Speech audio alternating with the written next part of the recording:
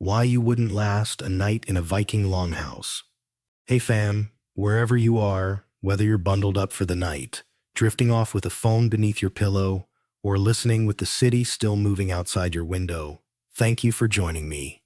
Let your eyelids grow heavy, breathe deep, and let your day slip away. Leave a comment about where you're tuning in from or what time you listen. I read every one, and I love knowing how far these quiet journeys travel. If you find yourself coming back to these sleepy histories, hit subscribe so you never miss the next story. Tonight, let's wander back to a world that is both familiar and impossibly distant, a world where sleep was a hard-won comfort and the nights were long. We're stepping inside a Viking longhouse, not as a guest of honor or a bold chieftain, but as someone trying, simply, to survive a single night. See how it feels to live by the fire, beneath a sod roof, with hardship pressing in from every side. It begins in darkness. The hour before dawn in a Viking longhouse is thick with the breath of animals and people. Privacy does not exist here. The walls are a patchwork of timber and turf, sod stacked thick for insulation, beams heavy with age and soot. You lie not in a bed, but on a bundle of straw, its scratchiness softened only by a threadbare wool blanket. Around you are bodies, your own family, hired hands, a couple of thralls, the ever-present animals. The cow's slow, warm breathing is the closest thing to comfort in this world. The chill is constant, the damp earth beneath you holding the memory of every passing season. The smells are a tapestry of living, sweat, wood smoke, wool, mold, and the pungency of animal manure, all layered together in an aroma that would overwhelm the uninitiated. You stir before the first rooster crows. There is no gentle alarm, just the habit of waking early hammered into you by years of repetition. The farmer's wife stirs as well, her sharp eyes opening in the dimness. She's the heartbeat of the household, her word law, her routines as old as the beams overhead. You move quietly to avoid waking the younger children, stepping carefully around the dogs stretched at your feet and the chickens roosting close for warmth.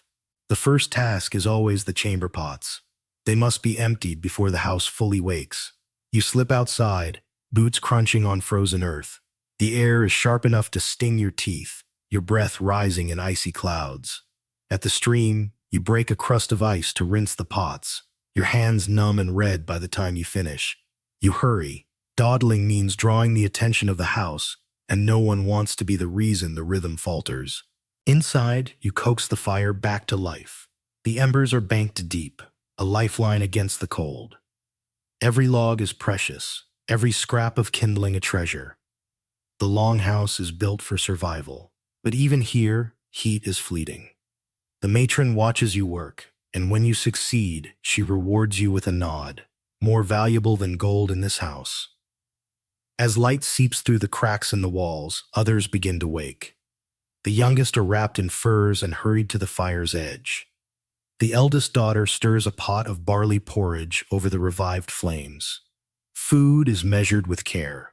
The family eats first, children and elders, then adults, and finally thralls and servants who finish whatever is left. Hunger is a fact of life, a constant companion you learn to ignore. Your days are ruled by chores. Splitting wood is a daily need. The axe is dull from years of use, the logs heavy with last night's frost. Each blow is an effort, the rhythm steady and meditative. You stack the pieces neatly, knowing the farmer's wife will inspect your work.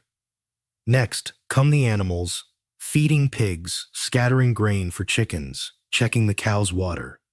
The barn is a low, dark structure attached to the house, more practical than comfortable. Each animal is both resource and responsibility. You notice the limp in a sheep, the sullen mood of the old dog, the way the chickens cluster to keep warm. Everything matters, because every mistake makes the coming winter harder. Breakfast is a quiet affair. Bowls of porridge are passed around, the silence broken only by the sound of spoons scraping wood. Sometimes there's a sliver of dried apple, a taste of last summer, or a dollop of honey if the year has been generous. Children eat quickly, already half asleep again, while the elders exchange a few words. You find a place at the edge of the circle, eating your share quickly, never taking more than your portion. There is always someone watching, measuring, remembering who takes what. After breakfast, work moves outside. The sky is the color of pewter, clouds low and heavy. You haul water, your arms aching with each trip from the stream. The ground is rutted and slick with mud in spring, frozen solid in winter. You mend fences, patching holes where foxes might slip in. The tools are simple: an axe, a hammer, a spool of wire saved from the last trader who passed through. Every repair is done with what you have, not what you want. Ingenuity is survival. The children help, their laughter a brief break in the day's quiet. Even play is work here. They gather firewood, carry water, shoo chickens from the hearth. The hours pass in a blur of motion. You grind grain for the next meal, the millstone heavy and slow. You comb wool, your fingers numb from picking out burrs and tangles. You sweep the packed earth floor, sending up puffs of dust that catch the weak light. The fire must be watched constantly, never allowed to go out. Ashes are collected to make lye for soap, the work never ending. The house smells of effort, smoke, sweat, wet wool. Sometimes the matron hangs herbs above the fire to sweeten the air, but their scent is faint, soon overpowered by the day's labors. Midday brings a short pause.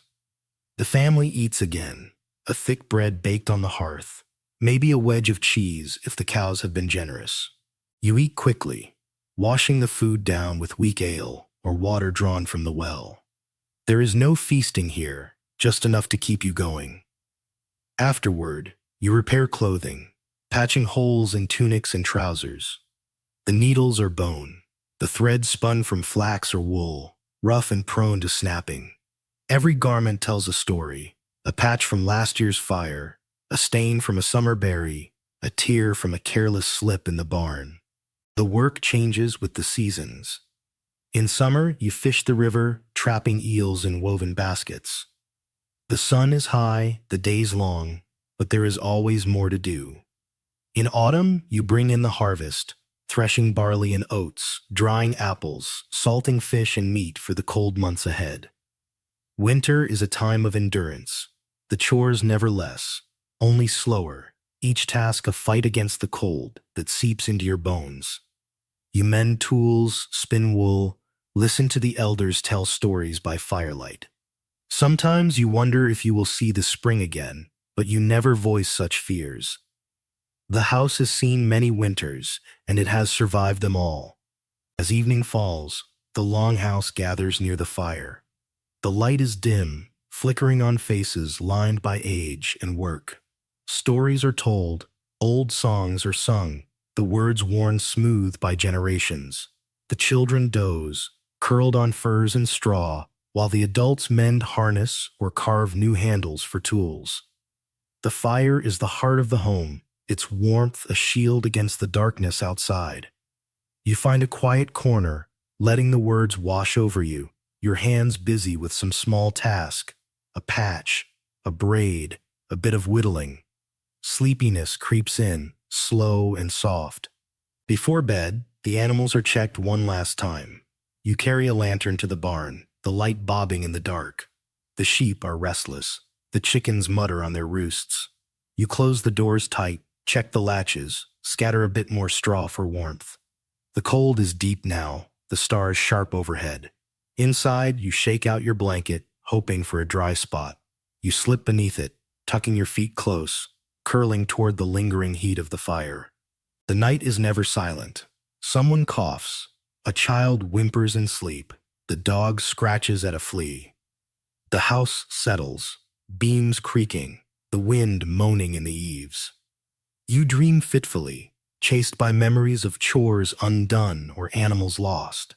Sometimes you wake unsure of the hour, listening to the world hold its breath. You pull your blanket tighter, willing yourself back to sleep.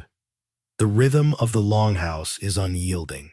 It demands everything: patience, strength, silence, endurance. When morning comes again, gray and cold, you rise with the rest. The cycle begins anew. There is no easy rest, no time for reflection. Life is survival, day after day, night after night. You are part of something older than memory, a world that shapes you with every chore, every story, every shared meal and silent moment. The Longhouse is not just shelter. It is a crucible, a lesson in what it means to live with less and expect nothing more. The walls hold the laughter and the loss of generations. The fire remembers every winter survived. As you drift to sleep tonight in your own bed, remember the endurance required for just one night in a Viking longhouse. And let the quiet strength of those who came before ease you into dreams. The fire dwindles, painting soft amber patterns on the low beams as the longhouse eases toward midnight. Your body aches from the day's work, but sleep is never simple here. Shadows stretch and flicker as a log collapses in the hearth. Someone stirs, rolling over with a grunt. A baby's thin cry is soothed with a gentle shush. The rhythm of this house is as old as the land itself, interrupted, communal, and utterly dependent on the habits of each soul inside. You lie close to the warmth, wrapped in your wool blanket, listening to the language of small sounds. A sheep shifting, boots scraping as someone makes for the door, the distant patter of rain on sod above. The world beyond these walls is absolute in its silence, the vast Scandinavian night broken only by the howl of a far-off dog or the groan of wind across the fields. If you're not used to it, the darkness can press in on you, thick and heavy as a second skin. There are no lamps, only the faint orange of the hearth and the dying glow of an oil wick if the family is wealthy enough to keep one. The air inside is thick, heavy with the residue of meals, bodies, and the old, smoky comfort of the fire. Occasionally, someone coughs or mutters a half-dreamed word. Children sprawl across their mothers. The matron pulls her cloak closer and keeps watch on the youngest ones. Privacy, again, is an idea you've let go of. Here, togetherness is protection. Sometimes the house feels smaller at night, the weight of the roof pressing down, the hum of shared breath filling the darkness. Even those lucky enough to sleep closest to the fire rarely feel truly warm. You turn in your bed of straw and think about the day just past, the chores, the cold water, the ever-present hunger. There's a ritual comfort to it, a knowledge that these routines are unchanged for generations, that your exhaustion connects you to 1,000 years of the same. Outside, the weather is always present. In summer, you hear the soft tap of rain or the distant crash of thunder. In winter, wind claws at the thatch and snow piles against the walls. Each season brings its own hardship. Spring means mud and flooding. Summer's long days demand endless labor. Autumn rushes the harvest, and winter squeezes all life into the cramped space of the house. You breathe in, and the scent of pine needles on the hearth, or the pungent aroma of wet wool, blends with the unchanging undertone of sweat and earth. You're roused in the darkest hours by another round of chores. Someone's goat is kidding early, or a hen's eggs must be checked against the cold. You fumble for your boots, the leather stiff and cracked, and tiptoe through the forest of sleeping limbs. Outside, the stars are so bright it's as if the sky is dusted with frost. Your breath curls in silver plumes as you trudge across the packed dirt yard. The barn smells stronger than the house.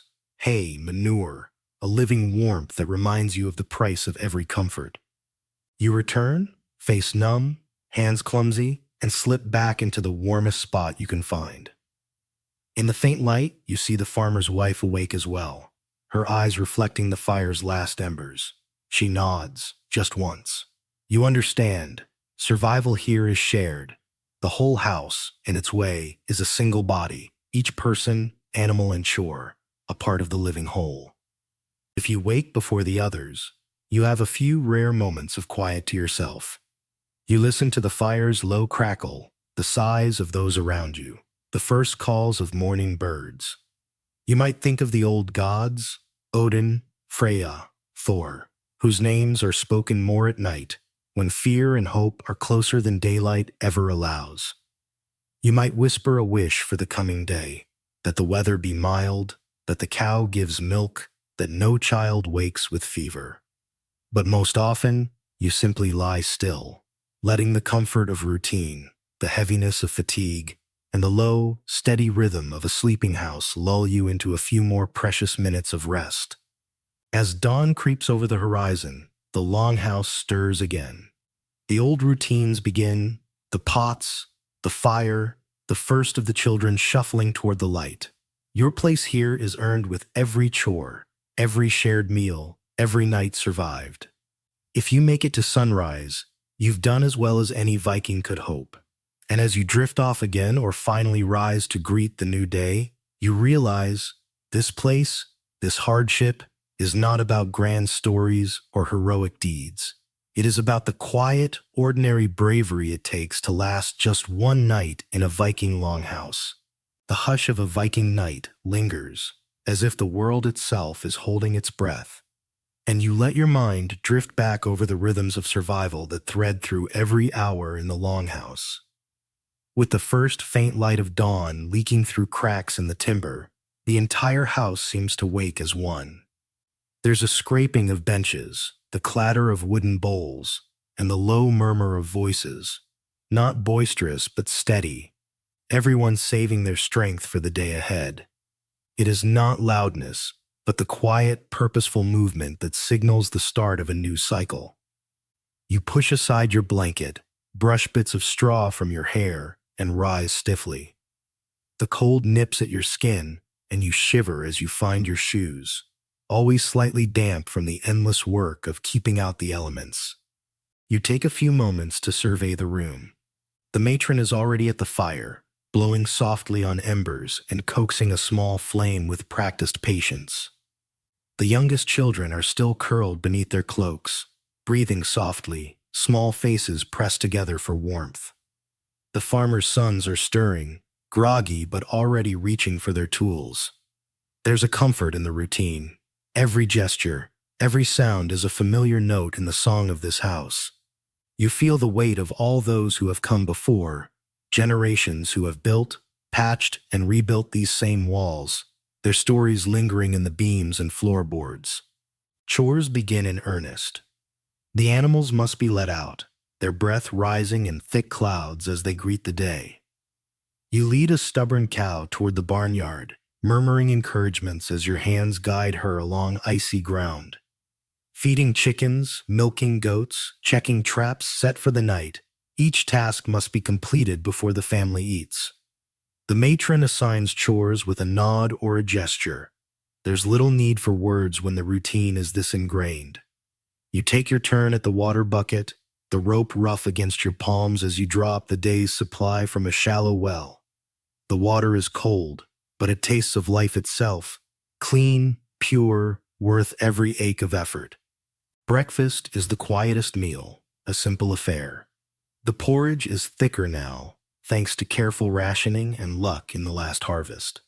Sometimes there's a knob of cheese or a bit of dried berry added, and everyone notices, even if no one says a word. The bowls are passed down the line. A child's hand lingers over the last drop, then the next begins to eat. You eat in silence, grateful, feeling the gentle press of community even in the smallest act.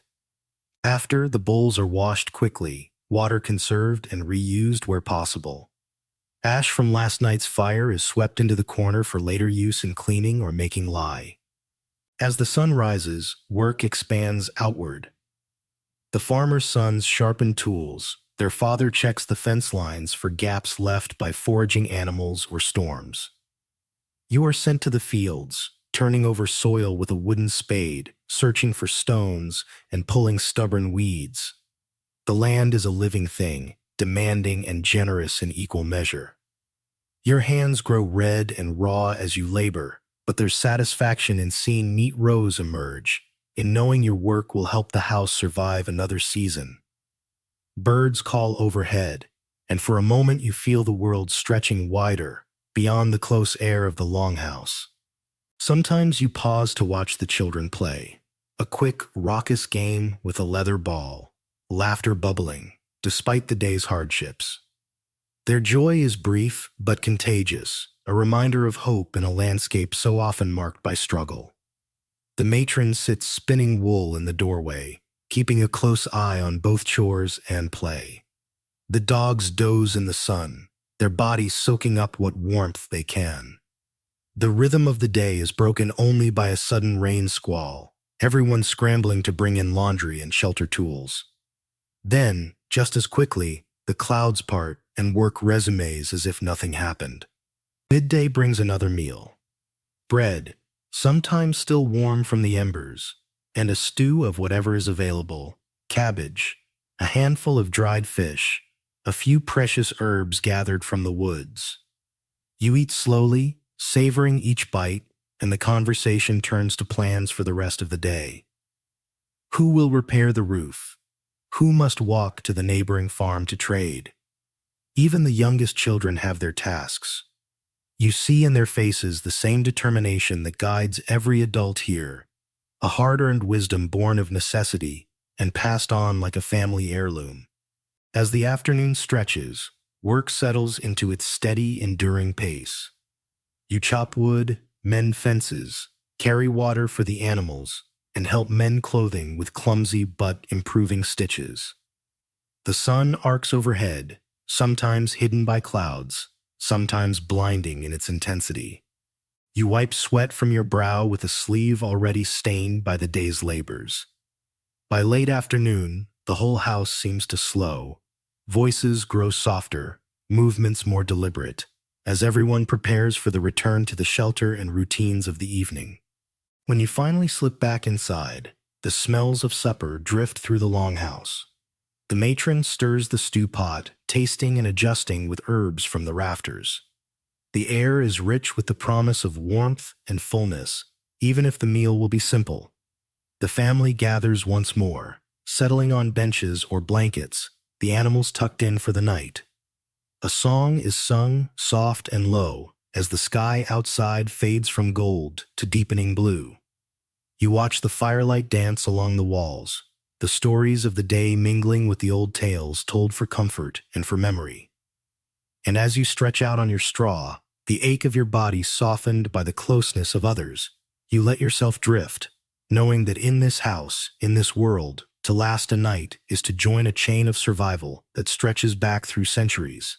As night falls again on the Viking Longhouse, the routine folds in on itself with a familiar sense of purpose and fatigue.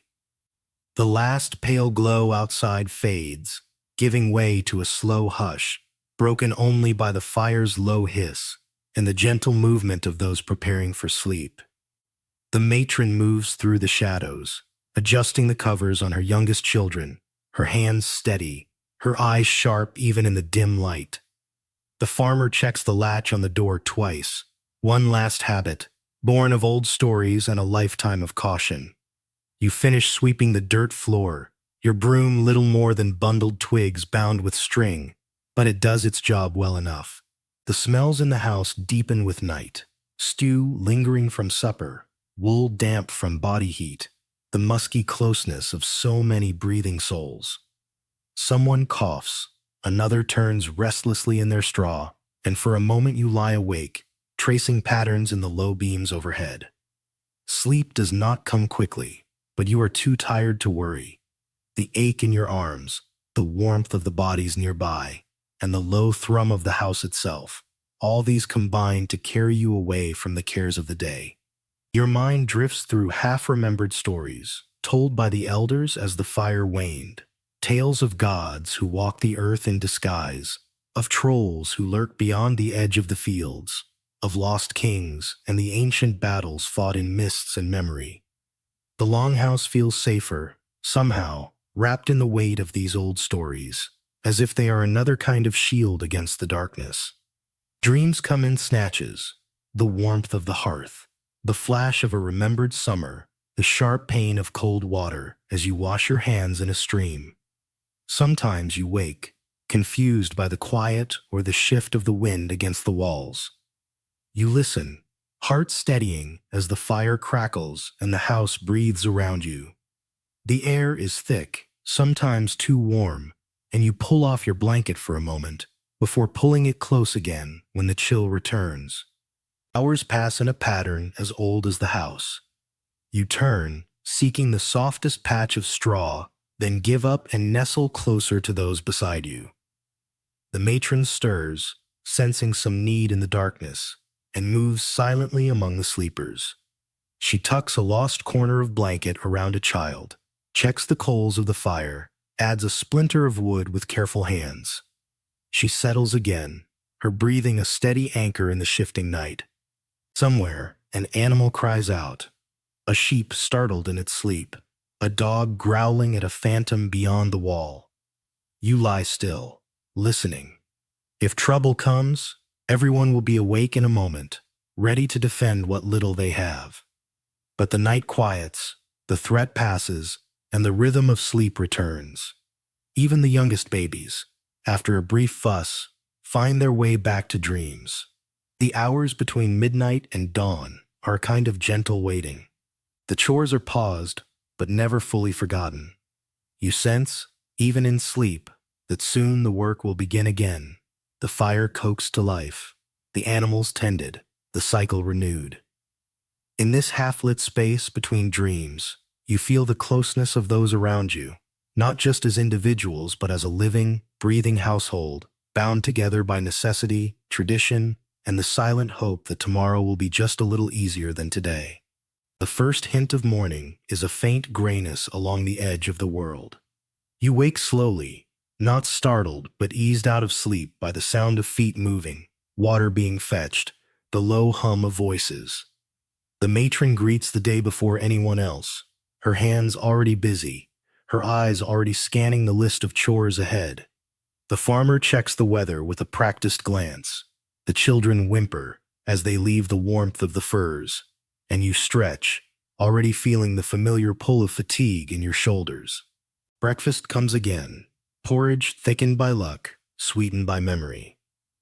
The bowls pass from hand to hand, the day's first meal taken in near silence, everyone savoring the rare comfort of shared warmth. You eat quickly, knowing the sun will soon demand your attention in the fields, the barn, the endless work that keeps the house alive. Before you rise to face the day, you take one last moment to listen to the house at rest, the quiet breathing, the low song of the wind through the rafters, the slow pulse of life carried forward by every hand and every heart under this ancient roof. To last a night here is to become part of something larger, something stronger, and you carry that feeling with you as you step out into the gray light of a new day.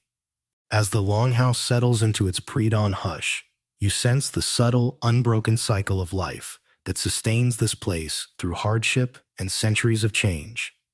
The beams overhead, blackened with soot and age, hold stories you'll never fully know, laughter from a long-ago wedding, whispered prayers for a child's fever, promises made in the hush before a raid. Every stone, every timber, every woven mat beneath your feet is a quiet testament to endurance. If you wake before the rest, there is a rare peace. The glow of the embers pulses softly on the wall, highlighting the curves of hand-carved wooden bowls and the gentle rise and fall of sleeping bodies. The matron, sometimes already awake, nods to you in mutual understanding.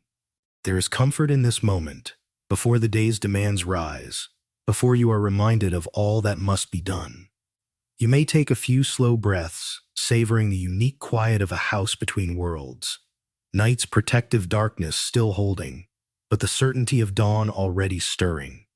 Outside, the first hints of light touch the rim of the sky, cool and silvery, promising nothing but the endless repetition of routine.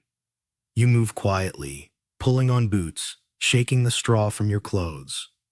The floor is cold beneath your feet, and you are grateful for the warmth still clinging to your body from the massed company of the night. You pause to check the coals of the fire, knowing that if they go out, the morning will start with shivers and grumbles.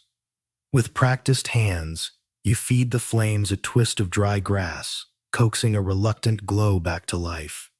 This fire is everything: a source of heat, a center for meals, a guardian against spirits, both real and imagined. When the first children wake, you are already preparing for chores. Water must be hauled, the buckets creaking on their ropes, the cold stinging your knuckles. You hear the matron humming an old tune, a melody that's traveled the length of her life and now slips quietly through the air of the house. The youngest scramble into their tunics, reluctant but resigned. The eldest ready themselves for a day of work, their eyes fixed already on distant tasks. Each member of the house is a vital part of this living, breathing body. Every gesture purposeful, every effort necessary. Morning routines blur into one another, marked less by the position of the sun and more by the steady flow of action. The animals, eager and noisy, are let out of their stalls. The cow pushes her way to the trough. The chickens scatter in a flurry of feathers and indignation. The dog lopes outside to patrol the yard. Each creature knows its role, just as you know yours. You carry out the slop, sweep the barn, check the doors and fences for signs of wear. Even the smallest failure, a latch not fastened, a gate left ajar, could mean disaster before night falls again. The matron hands you a basket and points to the henhouse. Gathering eggs is an art. Careful hands, soft voice, patience for pecking and flapping. You move among the birds, gently parting straw, collecting precious shells one by one. In years of poor harvest, every egg is a treasure. You tuck them in a cloth, keeping them warm against your body as you return. The farmer's wife inspects your work with a raised eyebrow. If she is satisfied, the day proceeds smoothly. If not, there are extra chores or a sharper word. Respect is earned, never assumed. Breakfast is humble but sustaining.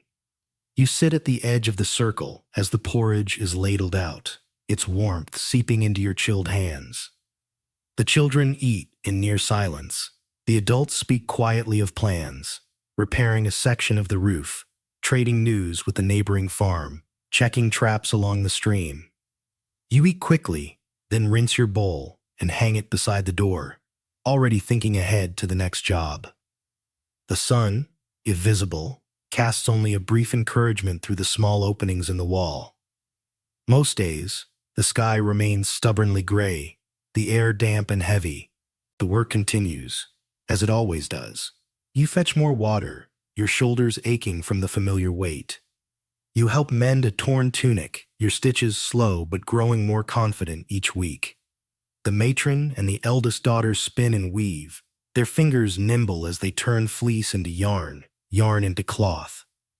Someone sharpens the axe, another checks the roof beams for leaks. The rhythm of the house never falters. Fix, patch, clean, tend, repeat. Only the rare interruption, a visit from a neighbor, a sudden illness, breaks the steady forward motion. As midday approaches, the smells of soup and baking bread rise. The farmers' sons come in from the fields, boots thick with mud. There's a sense of accomplishment in every return, a silent gratitude that all who left have come home again. The family eats together, savoring the simplest pleasures, the taste of fresh bread, the comfort of a warm bowl, the stories traded over the meal. You listen more than you speak, finding your place in the gentle current of conversation. In the brief lull that follows, you take a moment for yourself, maybe to patch a hole in your sock, maybe to slip outside and watch the clouds drift. These are fleeting, private pleasures, carved from the steady march of responsibility. They remind you that even in a life of relentless duty, there is room for small joys. The house breathes with you, carrying all who dwell inside toward the afternoon and the slow, faithful return of night. As the day cycles once more into dusk, you feel the Longhouse settle, its beams and timbers groaning gently as if exhaling after holding so many lives, so much work, and countless stories within. The evening meal is simple, a thin stew thickened with barley, a crust of bread passed hand to hand. The family gathers close to the hearth, drawn in by the only light and warmth the house can offer. You take your place, feeling both part of this daily pageant and forever a little at its edge. The matron's presence is calming, her quiet humming mingling with the crackle of the fire and the soft thuds of spoons on bowls. In these moments, the world feels briefly safe, shielded from the wind and the wide night pressing against the sod walls. Night falls quickly, as it always does in these northern lands. You finish your tasks with the last flicker of light, sweeping, bringing in firewood, checking the animals, closing the door tight against the chill and whatever spirits the dark might carry. The house draws in on itself, everyone retreating to their small spaces, layering furs and blankets, tucking in children and dogs alike. Someone begins a story, an old legend of gods and monsters, a memory of a journey across the sea, a tale of kindness or caution. These stories ripple out in the dimness, weaving a net of comfort and memory over the sleepers. You lie back, tiredness blanketing your body, eyes finding the faint glow of embers on the wall. Around you, the slow breathing of a dozen people, and as many animals as a steady, lulling heartbeat. If you listen closely, you hear the low wind outside, or the gentle tap of rain, or maybe just the silence that is its own music. Your mind drifts. You think of what tomorrow brings, the same chores, the same aches, but also the same moments of small satisfaction. A warm bowl, a kind word, the shared laughter over a stubborn chicken, or the unexpected gift of a sunny day. If you wake in the night, you find yourself reassured by the closeness of so many others, the knowledge that even in this cold, hard world, you are never truly alone. The fire's warmth, the rough comfort of straw, the steady routine of labor and rest, they are all reminders that survival here is never solitary. To last a night in a Viking longhouse is to be a thread in a tapestry, part of something bigger, something persistent and quietly noble. When morning comes, gray and gentle, you rise with the others, swept up in the inevitable cycle of chores and care. The world beyond the door is wild and often unforgiving. But within these walls, there is a fragile, hard-won peace. As you gather your things, ready for the day, you glance once more at the faces around you, faces etched by cold, by effort, by the humble victories of making it through another night. So, as you drift off, let the imagined creak of old timbers and the flicker of firelight lull you. Picture the hush of that ancient house, neither comfortable nor luxurious, but alive with the tenacity and tenderness of those who called it home. If you're still awake, thank you for sharing this long night with me. Leave a comment about which moment felt most real, and don't forget to subscribe for more journeys like this. Tonight, rest easy, knowing your hardships are different and your warmth is hard-won in other ways. Sleep well and dream of quiet fires, strong walls, and the peace that comes at the end of every long day. The dark truth of Viking hygiene. Imagine waking up not to the gentle scent of fresh linen, but to a world where dirt is as persistent as the cold, where the ache of your muscles is matched only by the itch on your skin. In the Viking longhouse, cleanliness is not a daily goal. It's a battle waged with small victories and even smaller moments of relief. Tonight, let yourself settle into the rhythm of life where every gesture, every sigh, every thread of clothing tells a story of adaptation to a world where hygiene means survival, not luxury. The first thing you notice is the air, a living, breathing mixture of wood smoke, sweat, wool, and earth. The fire, always burning, sends curls of smoke up to blacken the beams, coating every surface with a thin, gritty residue. Even after just a day in the longhouse, your hair picks up the scent and you feel it clinging to your clothes. There are no windows, only chinks in the wall where drafts slip through, carrying with them the scents of animals outside, the pungent sharpness of dung, the faint sweetness of drying hay. The rhythm of cleanliness here is shaped by necessity. Water is precious and hard-won, fetched in buckets from the stream, icy even in summer. Each bucket is a labor, each drop a thing to be valued. On most mornings, you wash your hands and face quickly, the cold stinging your skin awake. There is no thought of a warm bath, just a splash and a rough cloth to scrub away the worst of the dirt. If it's winter, the water sometimes freezes overnight, leaving you to chip away at ice with a wooden spoon or a careful fist. Bathing in the Viking world is a special occasion, not a habit. Once a week, if you're lucky, or before great feasts or festivals, the bathhouse, little more than a shed with a stone hearth and a tub, is prepared. The water is heated over the fire, filling the room with steam and the herbal scent of sweet flag, meadowsweet, or juniper, if they can be found. Everyone bathes in turn, the elders first, then adults, then children, and finally the thralls. By the end, the water is cloudy, cooled, and streaked with the week's work. Still, it is a welcome change from the daily grime. Afterward, you rub yourself down with rough linen, shivering, then pull on the same wool tunic, only a little fresher for the effort. Personal grooming is a battle with the inevitable. Lice and fleas are companions here. Combs made from carved bone or antler are precious objects, passed from hand to hand. Every night by the fire, you work the comb through your hair, flicking away the nits. Children learn to sit patiently, their mothers and fathers checking scalps, picking, and combing in a ritual as old as the house itself. Bedding is shaken out, blankets beaten against the wall to drive away fleas and dust. Still, every night, the itch returns. In summer, midges and flies drift through the house, their buzzing a constant song. In winter, the cold drives some pests away, but brings its own miseries. Dry, cracked skin and chapped lips, hair brittle from weeks of wood smoke. Clothes are worn for days, sometimes weeks, without washing. Wool tunics, linen shirts, thick trousers, each layer tells a story of work and weather. On special days, you beat the clothes with sticks, rinse them in the stream, and hang them on low branches or the roof to dry. Soap, when it can be made, is harsh and sharp-smelling, a paste of animal fat and ashes. You use it sparingly, more for pots and pans than for your own skin. Stains become memories, a patch of mud from the spring field, a splash of grease from a winter meal, the green smear of moss from a child's tumble in the woods.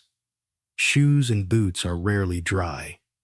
The leather grows stiff, then softens again with wear, always carrying the scent of earth and sweat. Feet are toughened by years of work, but cracked heels and blisters are part of life. At night, you rub your feet with a scrap of wool, hoping the warmth will soothe away the ache. If a cut festers, you wash it with cold water and pack it with cobwebs or moss, trusting in remedies passed down by elders. The Longhouse itself is a study in compromise. The floor is swept daily, but dirt collects in the corners, and stray grains of barley and bits of straw are everywhere. Mice and rats are kept at bay by the cats, who earn their keep with every chase and catch. The fire's smoke coats everything, from the rafters to your hair, a shield against insects and damp, but also the source of an endless cough and stinging eyes. Herbs are hung from the beams, sage, wild thyme, or angelica, adding a faint, hopeful sweetness to the air. Even moments of rest are colored by the struggle against dirt and discomfort. You sit by the fire, combing your hair, picking at your nails, rubbing a sore spot on your arm. Children are taught early not to complain about the itch, the dirt, the smell. To be clean is not to be spotless, but to have endured another day, to have kept illness and infection at bay. Pride is found in small things. A tunic with only a few patches, hair untangled, hands scrubbed before a meal. Hygiene here is never private. You wash, comb, and tend your body in the company of others, sharing tools and water, helping each other with the rituals that keep life going. There is a quiet intimacy in it, a mother braiding her daughter's hair by lamplight, a son rubbing salve into his father's cracked hands, a group of women laughing as they shake out blankets together in the yard. In these moments, the struggle feels lighter, the burden shared. As the day ends, you crawl into your straw bed, the fire's smoke clinging to your skin. You scratch an old bite, brush at a stain on your sleeve, and pull the blanket tight. Around you, others do the same. The world is not clean, not by modern standards, but it is lived in fully. Tomorrow, you know, will bring more dirt, more effort, more small triumphs in the face of the endless dust. And as you close your eyes, you understand.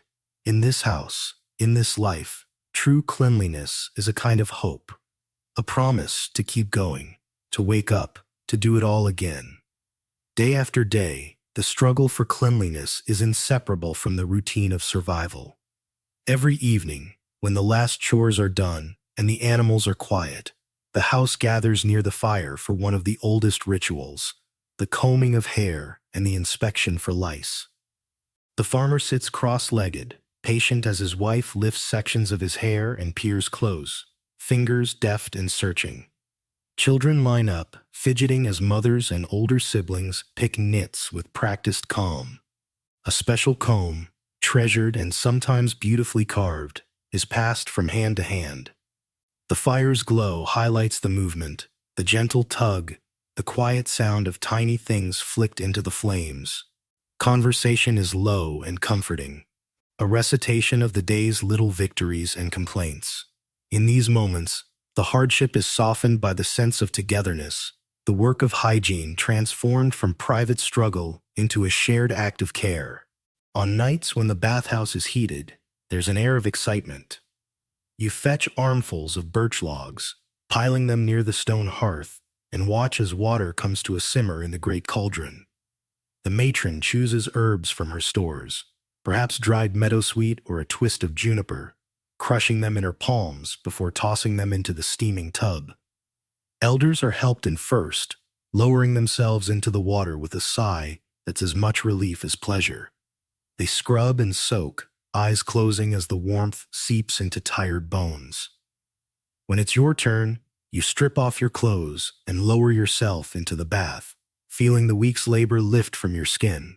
The water is murky by now, but you savor the rare sensation of floating, of being light, of feeling the ache and itch fade, if only for a little while. Afterward, you dry off quickly, shivering in the cool air, and dress in clothes warmed by the fire.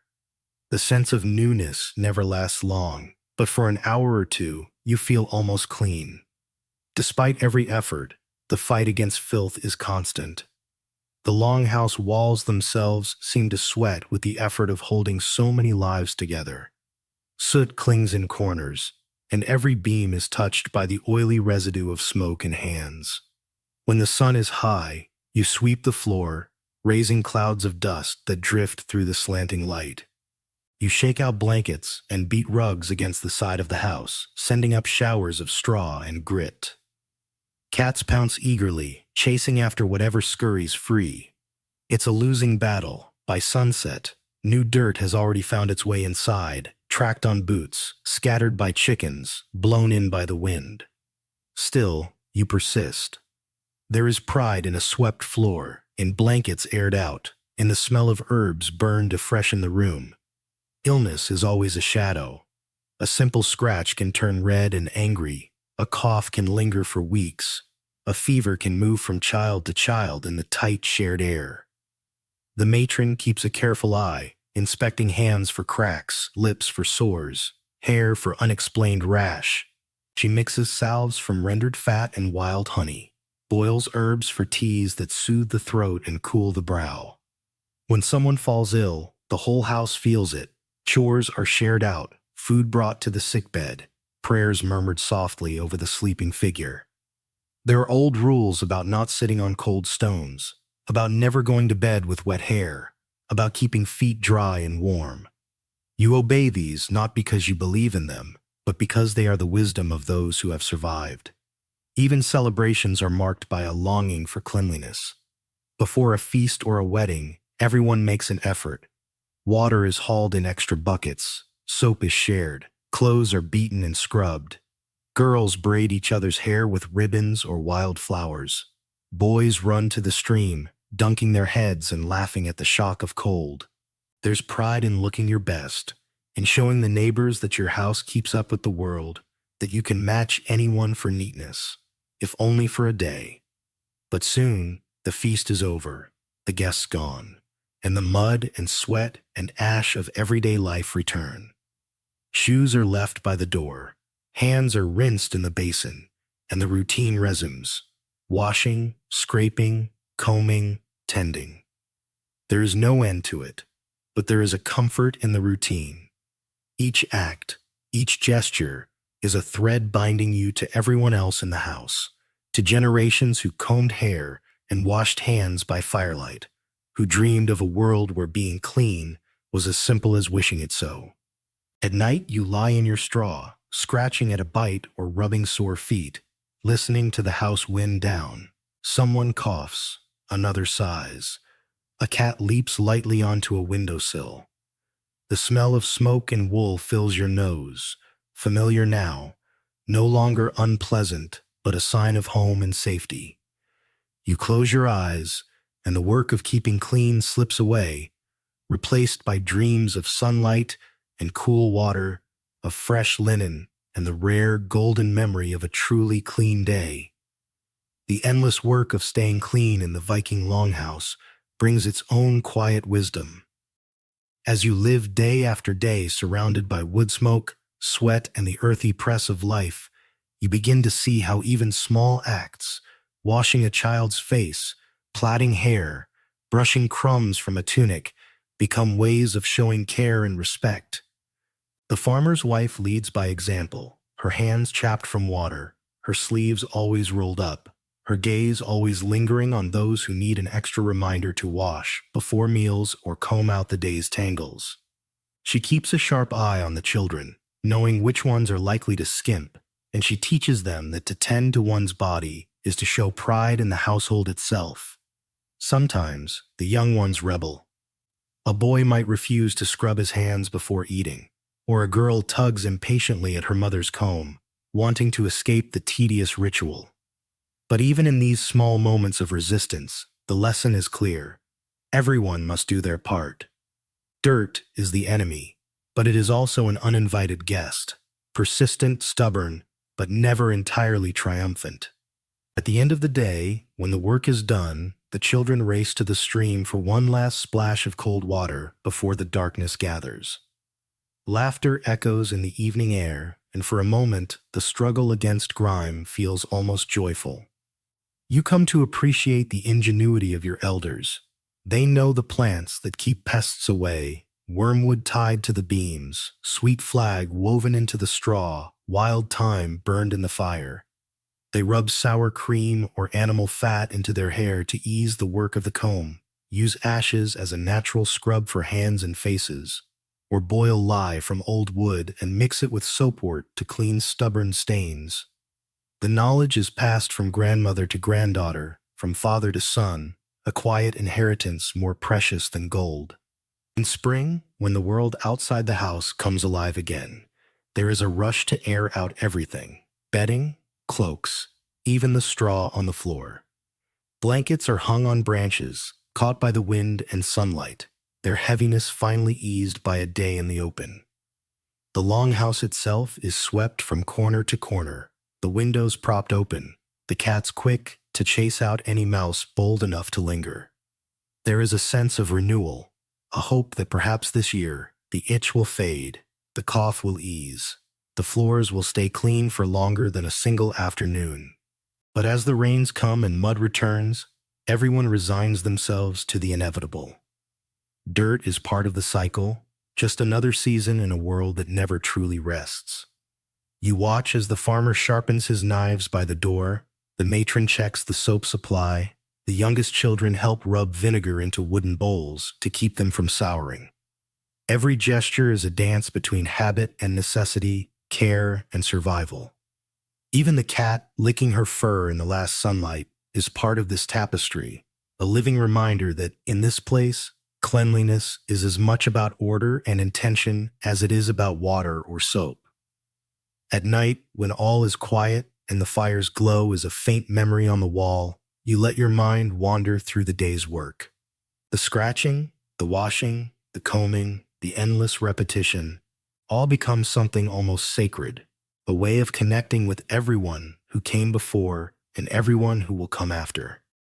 You find yourself drifting towards sleep with the softest wish that tomorrow your hands will be steadier, your work will be lighter, and the itch will bother you just a little less.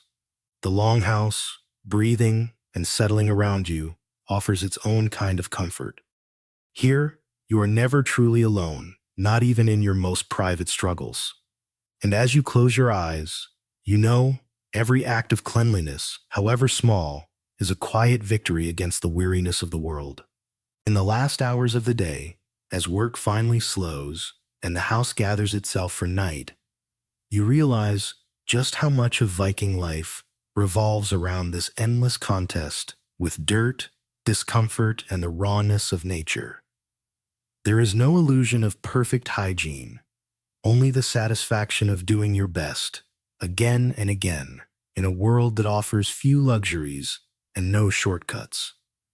The firelight is gentle now, casting long shadows up the walls, painting the air with warmth and the soft smell of stewing herbs. Mothers check faces for smudges, older siblings tease each other over tangles in their hair, and the matron gently admonishes anyone who tries to sneak into bed without a final rinse at the basin. Even laughter here is part of the routine, another way to carry each other through the tedium of daily care. As the house settles, you notice how these rituals create a sense of peace. Clean hands, a washed face, combed hair, even if imperfect, are comforts that signal the end of work and the beginning of rest.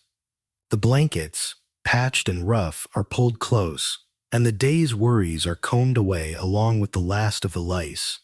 The animals quiet, their own rituals echoing those of the humans, nestling into straw and settling into silence. You lie back, your head on a bundle of moss, and let the calm of the house enfold you.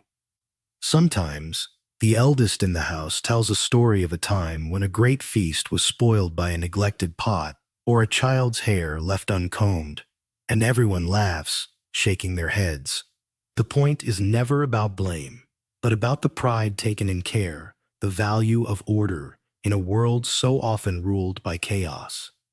You find comfort in knowing that even in hardship, there is a kind of dignity, a belief that tomorrow, with new water from the stream and fresh herbs in the fire, everyone will rise a little cleaner, a little stronger.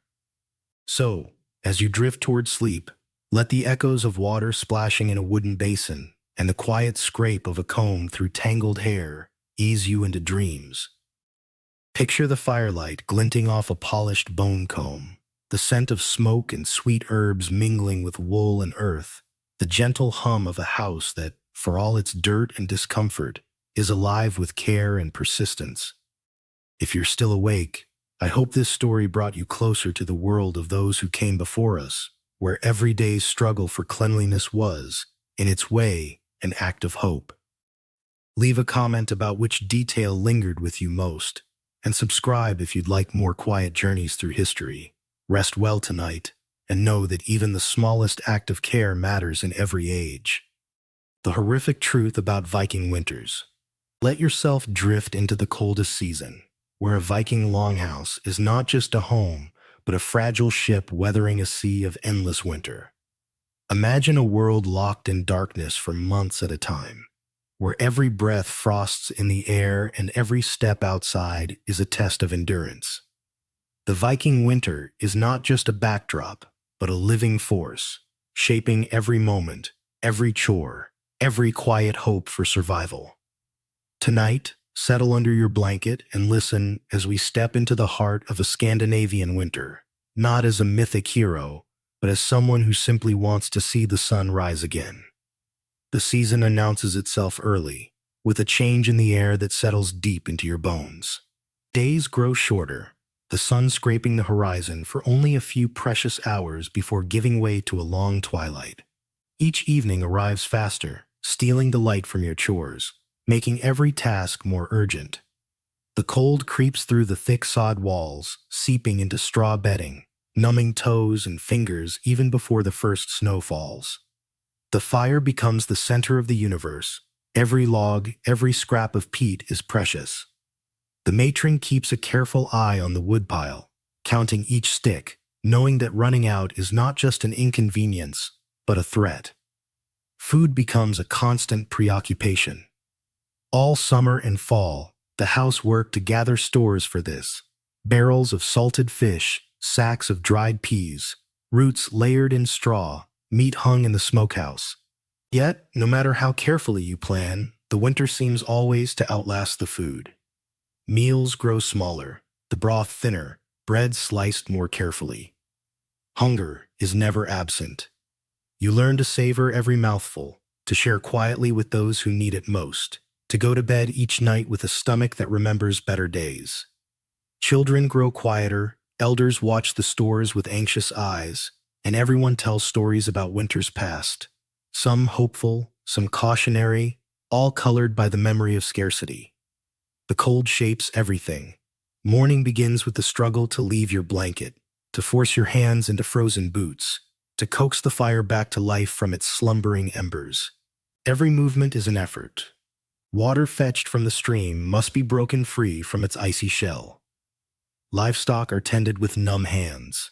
Sometimes, despite your best efforts, a pig or goat is lost to the cold, mourned in silence. The barn is only a little warmer than the yard, and the animal's breath hangs in the air like clouds. Each day, the chores feel heavier, as if the world itself is pressing you back into the earth. Illness is a constant fear. Colds, coughs, fevers. These pass quickly from one to another in the crowded air of the Longhouse. The matron mixes herb teas, rubs aching chests with goose fat, prays for the worst to pass. When sickness comes, it is met with both hope and resignation. You've seen it before. Know that sometimes even the strongest are lost before the snow melts. The house becomes quieter, the fire tended with more care, and stories told in lower voices, as if to avoid drawing the attention of fate. The dark presses in.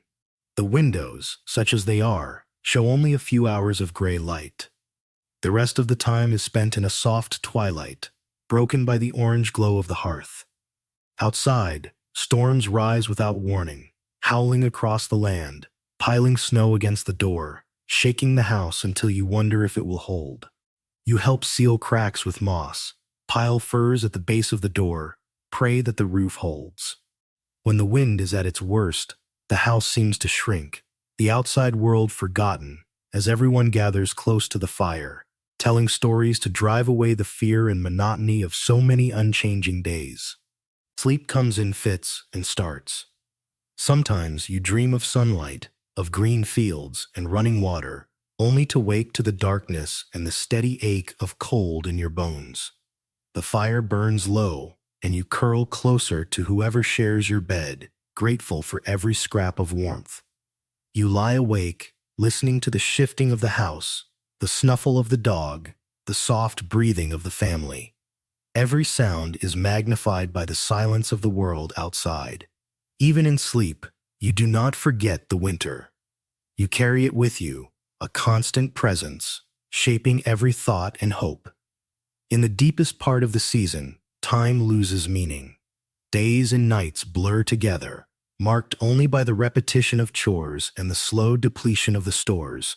The hope for spring becomes a kind of prayer, spoken and unspoken, woven into every story, every meal, every gesture of care.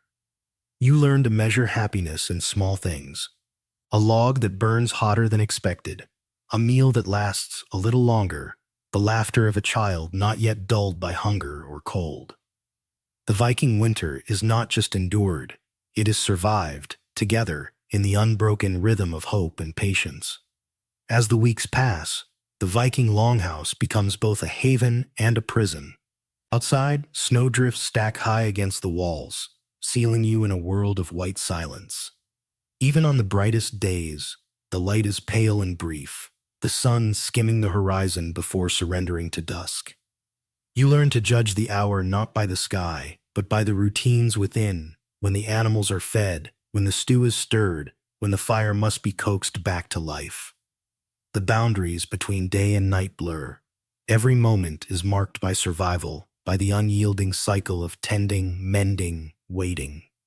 Inside, the house breathes with the tension of so many bodies and so little space. The air is thick, smoke curling up to blackened beams, the sour tang of unwashed wool, the scent of boiled roots and salted fish. You sleep shoulder to shoulder, wrapped in blankets, sometimes two or three to a bed. The smallest children crawl between parents, seeking the warmest spot. Thralls and servants, if there are any, find corners or nestle near the animals. Privacy disappears in the dark, replaced by the comfort and the burden of constant company. The fire is the heart of the house. Someone always tends it, feeding it peat or wood, turning embers, shielding the flame from stray drafts. A cold hearth is a warning, a reminder that life itself is a fragile thing in this world. Ashes are collected to use for soap, for cleaning, for marking the seasons. On rare, clear nights, you might venture outside to see the sky, a glitter of stars so bright it seems unreal, the northern lights painting the heavens with green and violet ribbons. The cold bites hard, but the beauty is unforgettable, a brief gift in the midst of hardship. Boredom is a real, grinding challenge. The chores are repetitive: carding wool, spinning yarn, mending clothes, carving tools. Children play with what they have: carved wooden animals, pebbles, bones, scraps of string. The elders tell stories again and again, old sagas and local legends, tales of trolls in the forest, of raids and voyages and heroes who braved winters worse than this one. Some nights, the stories are tinged with longing, others with laughter, as if defiance alone could keep the darkness at bay. You find yourself drifting, half listening, hands busy even as your mind wanders to thoughts of green grass and running water. The cold brings new dangers. Frostbite is a constant threat. You learn to recognize the signs: numbness, pain, a pale or blue tint to the skin. The matron inspects fingers and toes each night, rubbing hands with goose fat, tucking little ones in with extra furs. Fevers linger, coughs settle in lungs, and when illness comes, it can sweep through the house like a winter storm. Herbs are boiled for tea, poultices made from moss and honey, prayers whispered in the dark. Sometimes, despite all care, someone is lost: a grandmother, a sickly child, a newborn who never knew summer. Grief is quiet, shared in silence, and the work goes on because it must. Each week, the stores grow lighter. The barrels of fish drop lower. The last apples wither, the roots turn soft and sprout in the dark. There are days when dinner is little more than broth and a scrap of bread, shared equally, each person watching to be sure no one goes without. Hunger sharpens the senses and makes tempers short. Small arguments flare, then are forgotten. Patience is tested, but kindness endures. A mother saves her own bread for a child. An older brother gives up his blanket for a shivering sibling. These are the moments that linger, the proof that hardship is endured not by strength alone, but by quiet acts of care. Some days, a rare thaw arrives, and for a few precious hours, water drips from the roof, the snow softens, and a sense of hope flickers. The matron sends everyone out to air blankets, to beat dust from cloaks, to let the house breathe again. You feel the sunlight on your face, and for a moment, remember what warmth is like. But the winter always returns, and you hurry back inside, grateful for the roof, the fire, the company that holds you safe until the world thaws again. Through the heart of the Viking winter, the days and nights merge into one long, shared endurance. You come to know the sound of every footstep on the packed earth floor, every cough in the night, every sigh as someone rolls over and tucks their blanket tighter. Each hour is a reminder that survival is a collective act. The longhouse breathes, its wooden ribs creaking and groaning as the temperature rises and falls. Sometimes, when the wind howls, you feel the walls shudder, and you imagine what it would be like to face this season without shelter or without so many hands to help. Work continues, but it changes with the cold. The matron teaches the children new tasks by the fire, braiding rope from old nettles, shaping bone buttons for tunics, carving beads or runes from scraps of wood. The youngest listen as their elders explain how to mend tears in wool, how to patch shoes with twine and patience, how to sew a new lining into a winter cloak. These skills are not just chores, they are lifelines, carrying the memory of every winter survived and every hardship overcome. Music and story become even more important as the cold presses in. The father takes down his lyre and plucks out simple melodies, his voice low and soothing as the fire burns slowly in the hearth. Someone hums a song of the old gods, of sun and summer, a reminder that warmth always returns, however long the wait.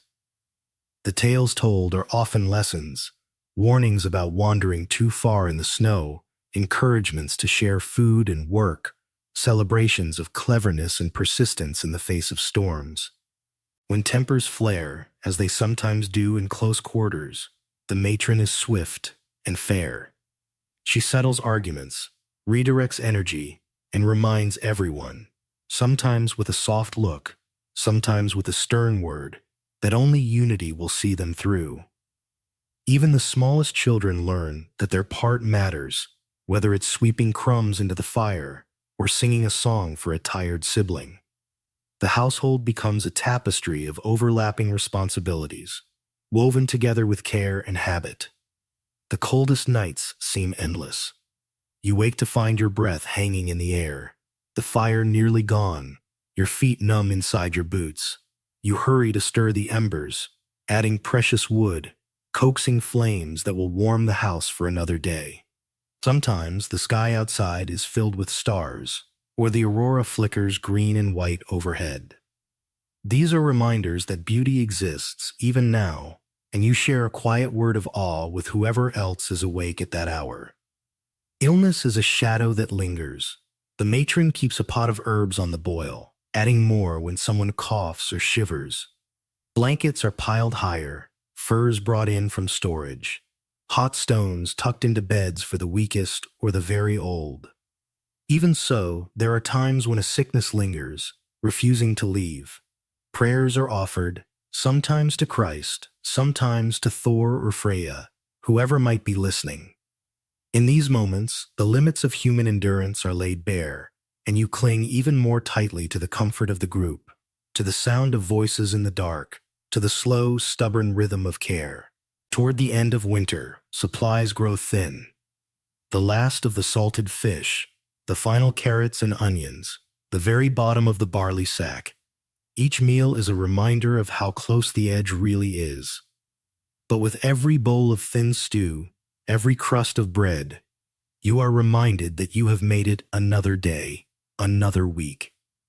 The sun lingers a little longer, the light grows a little stronger, and hope, fragile but persistent, finds its way back into the heart of the house.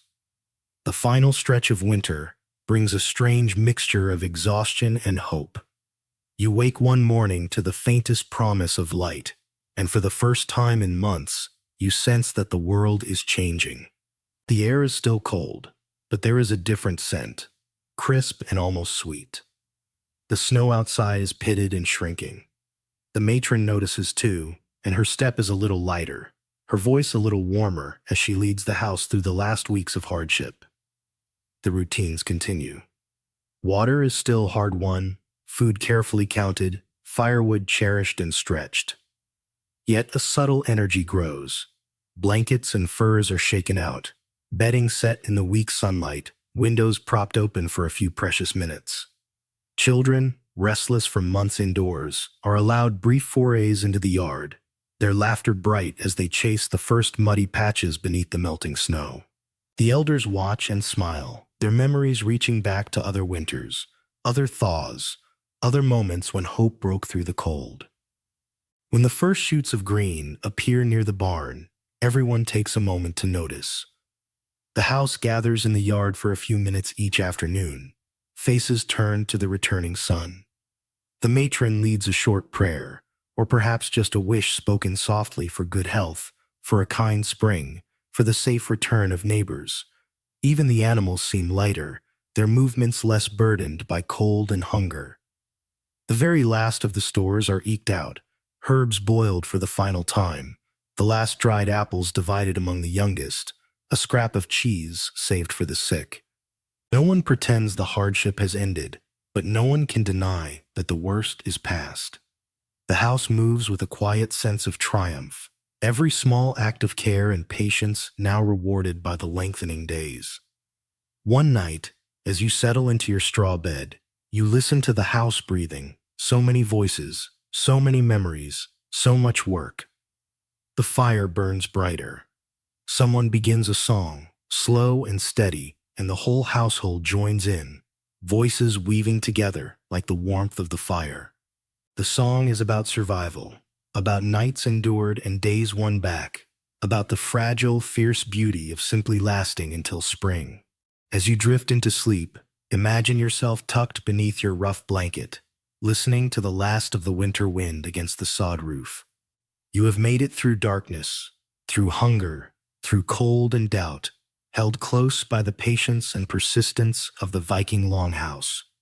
If you're still listening, thank you for spending this journey with me. Let me know in the comments what moment felt most real, and subscribe for more stories to sleep to. Tonight, let your own bed feel softer, your warmth hard-won, and your rest truly earned. Dream of the first light of spring and the quiet strength that carries you through every long night. The most miserable chores. Tonight, let yourself drift into the heart of the Viking household routine, the endless cycle of chores that form the backbone of survival, and the source of so much daily misery and unexpected pride.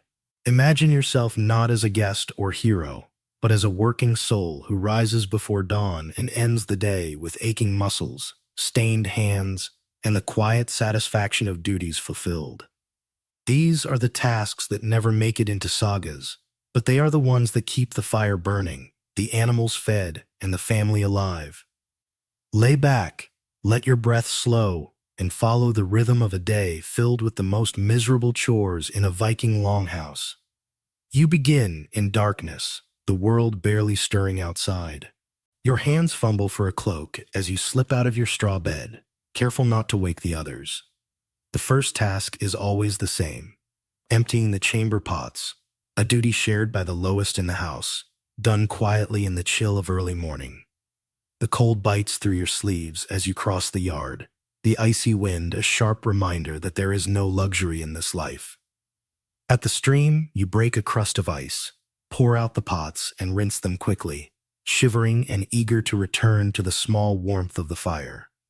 Once inside, you coax the embers back to life, blowing gently, feeding the flames with the last scraps of yesterday's kindling. The smoke lingers low, clinging to your hair and clothes. As the house stirs, you help dole out the day's first meal, always mindful that the food must stretch. When the bowls are cleared, your true work begins. Today, it's mucking out the animal stalls. The smell is heavy and close, and the straw, damp with last night's leavings, sticks to your boots and hands. The pitchfork is heavy, the work slow, but you find your rhythm, each motion a small victory over the cold and the mess. The animals, cows, sheep, pigs, watch with patient, unblinking eyes, as if they too know the routine. Hauling water is a chore that never ends. Buckets slosh against your legs, water spills and freezes on the path, turning the ground to treacherous ice in winter and slippery mud in spring. Sometimes, the buckets are so heavy your arms ache for hours afterward. You trade jokes and quiet complaints with the others at the stream, each of you knowing that without this water, nothing in the house would survive. When your turn is done, you rub your hands together, trying to bring back feeling before the next task. The matron assigns chores according to age and skill. Today, you might be grinding grain for bread, a job that seems simple, but the stone is heavy, the work repetitive, and the dust catches in your throat. You turn the millstone, hour after hour, until your shoulders burn. Or perhaps you are sent to the woods for firewood, chopping and splitting logs with an axe dulled by years of use. Each piece must be stacked carefully, lest the pile collapse and earn you a stern word from the farmer. Even gathering kindling is a test, bent over in the wind, searching for dry twigs among the undergrowth, your fingers numbed by cold or stung by nettles. Other days, your work is mending and patching, shoes worn thin by a season's use, cloaks torn by brambles or accident, baskets woven anew from willow cut in the marsh. You sew with bone needles, your stitches growing steadier with each week, but your eyes ache in the dim light, and your back aches from hours hunched over. There is never enough thread, and you make do with what you have, unraveling old garments, saving every scrap. In the corner, the matron spins wool into yarn, her feet moving the spindle in a slow, hypnotic dance. As the day goes on, new chores are added, feeding the animals again, cleaning the hearth, sweeping the floor, checking the roof for leaks after the last storm. You work until your hands are cracked, your nails black with earth, your legs heavy with the repetition of countless steps. Even so, there is satisfaction in a job well done, a clean stall, a stack of wood, a loaf of bread rising by the fire. You share a smile with another worker, both of you too tired for words, but grateful for the sense of order restored, if only for a little while. By sunset, your muscles throb, your clothes are stained and rough, and the fire's warmth is more welcome than ever. The family gathers for supper, and you take your place at the edge of the circle, your heart full with the quiet pride of survival. The chores are never glamorous, but in this house, they are the very heart of life. As you settle in for the night, you know that tomorrow will bring the same routine, the same aches and challenges, and, if you're lucky, the same steady sense of purpose. Let that rhythm carry you now, as you drift into sleep, a part of the unbroken chain of hands and hearts that keep the Viking Longhouse alive. The days in the Viking Longhouse move forward, each marked by a different set of tasks, but united by the persistent undertone of fatigue and perseverance. As soon as the sun peaks above the trees, you're back at it, hauling more water, gathering eggs with careful hands from beneath pecking hens, sweeping the yard and scraping caked mud from boots and tools alike. You work with an awareness that nothing here is ever truly finished. Every clean bucket, every mended shirt, every neatly stacked pile is only a temporary victory before the cycle begins anew. Animal care is a relentless demand. The cows require brushing to loosen their winter coats and to check for signs of illness. The sheep must be moved to new grazing, sometimes coaxed over stubborn patches of frozen ground. Pigs root in their pens, overturning feed buckets and making as much mess as you can clean in a day. The dog runs in wide, joyful circles around the yard, chasing after birds in shadows, always returning with muddy paws and a wagging tail. Chickens need their feed replenished, their nests checked for broken eggs, their coop swept and bedded with fresh straw. Each animal has its own rhythm, and you learn to move among them quietly, watching for subtle changes, a limp, a cough, a pause in appetite that might signal trouble. In this world, a missed detail can mean disaster for the household's survival. Then there are the outdoor chores that test your endurance. You're often sent to the fields with a basket, gathering stones and tossing them to the side to clear the way for planting. The ground is cold and heavy, and your hands grow red with effort. Sometimes you weed the vegetable patch, stooping for hours as you pull stubborn roots from the soil. The wind can be biting, the sun unrelenting, and the insects ever present buzzing in your ears and leaving welts on your arms. There's satisfaction, too, in seeing straight furrows in the neat rows of beans or onions. But the work is always waiting, always asking more. Laundry is a miserable ordeal in the Viking world. Clothes are scrubbed with soap made from ashes and fat, pounded against rocks in the stream, rinsed in water so cold it numbs your fingers. You hang garments to dry on bushes or fences and pray for clear weather. Rain means another day of damp, heavy clothes and a house full of steam as everything is draped over rafters to dry. Blankets are even heavier, stubborn with old stains, and you work the soap in with aching arms, pausing only to stretch your back and blow on your raw knuckles. There are chores that belong to the kitchen, too. Grinding grain into flour is an endless, repetitive motion, the stone mill heavy and stubborn. You gather wild herbs and roots, learning which ones will flavor the stew and which might soothe a fever.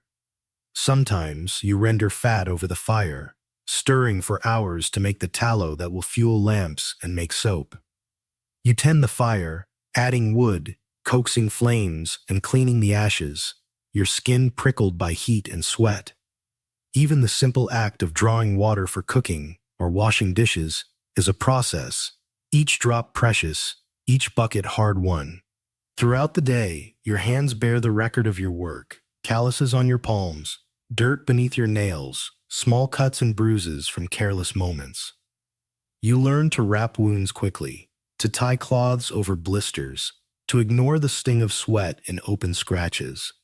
The matron checks on everyone, her eyes sharp for signs of fatigue or sickness, her voice gentle but firm as she reminds you to rest when needed, to drink water, to take care of the body that must carry you through another day. There is kindness in her orders, and you come to see that caring for the household is an act of care for one another, a mutual investment in survival. By afternoon, your back aches and your feet are heavy. You pause for a moment at the edge of the yard, looking out over the fields, feeling the sun on your face or the wind in your hair. For a few breaths, the burden lifts. You watch the chickens pecking, the cows chewing thoughtfully, the dog rolling in the grass. Even in this hard world, small joys endure. You tuck that feeling away, knowing the work will call you back soon enough, and return to the house with a heart just a little lighter for it.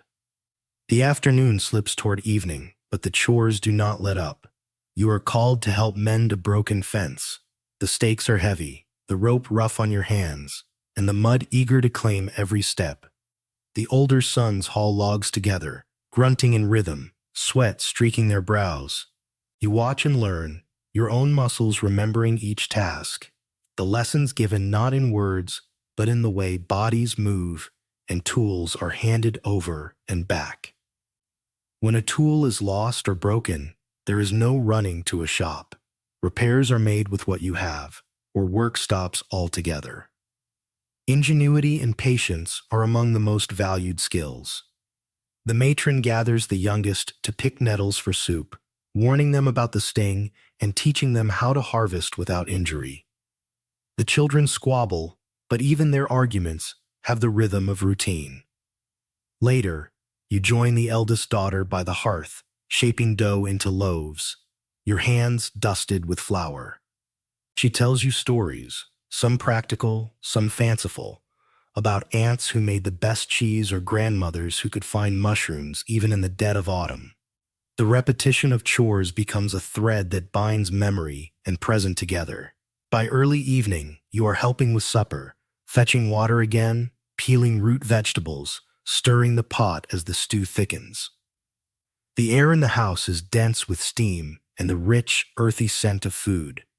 The matron checks each task, her presence a constant comfort. Someone sweeps the floor again. Another tidies up tools. The youngest children carry in armfuls of wood. All of it matters.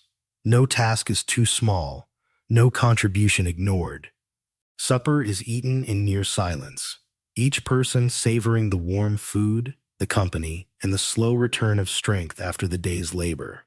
For a few minutes, the weariness lifts, and you notice the small kindnesses, the farmer passing you a slice of bread, the eldest son sharing a story from the fields, the laughter of a child as the dog rolls at her feet. After supper, the work slows but does not end. You help wash bowls with hot water, your hands wrinkling in the heat. Tools are checked and put away, animals are seen to one last time. You pause by the barn to listen to the lowing of cows, the cluck of sleepy hens, the gentle shuffle of sheep. These sounds are a lullaby, a signal that the house will soon gather itself in for the night. Before bed, you sit quietly by the dying fire. Your body aches, your eyes are heavy, but your spirit is steadier for all you have done. The matron thanks you with a small nod, her approval silent but genuine. You lay out your blanket, settle into the straw, and listen to the house quieting around you. The memory of every chore lingers, on your skin, in your bones, and in the rare comfort of rest well earned. As you drift into sleep, you know that tomorrow will bring the same cycle of chores and fatigue.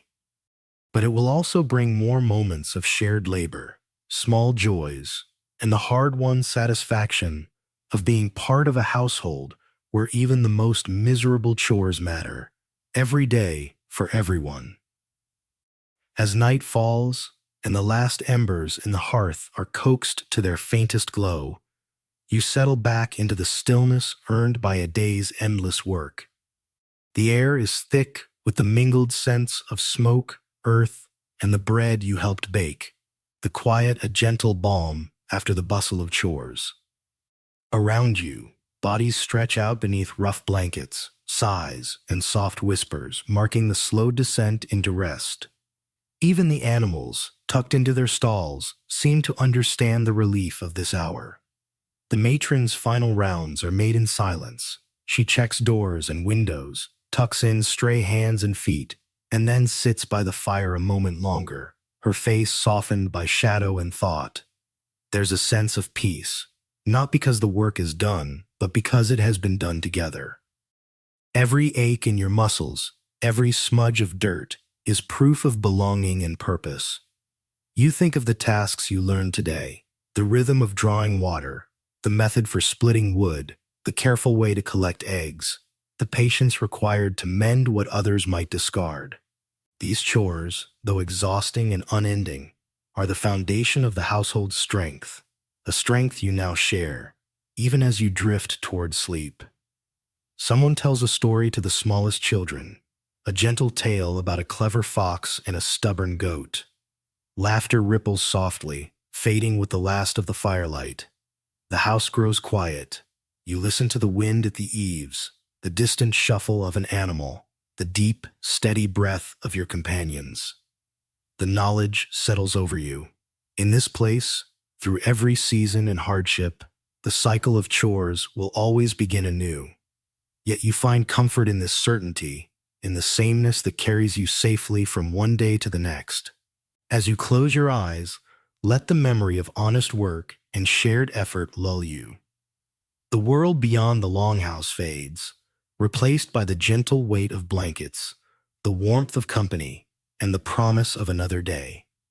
If you're still listening, thank you for walking this path with me. Share your thoughts in the comments, and don't forget to subscribe for more stories like this. Sleep well, knowing that even the most miserable chores can be transformed into quiet victories, each one a thread in the sturdy fabric of home. Rest easy, and dream of peace at the end of every long day. The brutal reality of family life. Imagine yourself waking once more beneath the beams of the Viking Longhouse, where family is not just a bond of affection, but the only web that catches you when the world is harshest. Here, kinship is obligation and security, love and friction, comfort and a crucible all at once. Tonight, settle deeper into your blanket and let the slow rhythm of Norse family life unfold, its joys and burdens, its discipline and tenderness, its unvarnished truth that survival depends not on the individual, but on the sometimes brutal unity of the clan. From the earliest light, the day's expectations press in. The matron is already at the hearth, stoking the fire, her every movement a lesson to the daughters who watch and copy. The youngest children cling to sleep, tucked between older siblings and aroused gently or firmly, depending on the demands of the morning. Everyone has their role. You sense the pecking order: who is expected to fetch water, who stays to grind grain, who is trusted to feed the animals or help with a baby. Chores and positions are not just about age or strength, but about trust, memory, and the wisdom of long repetition. Mealtimes are a gathering of every mood and temperament.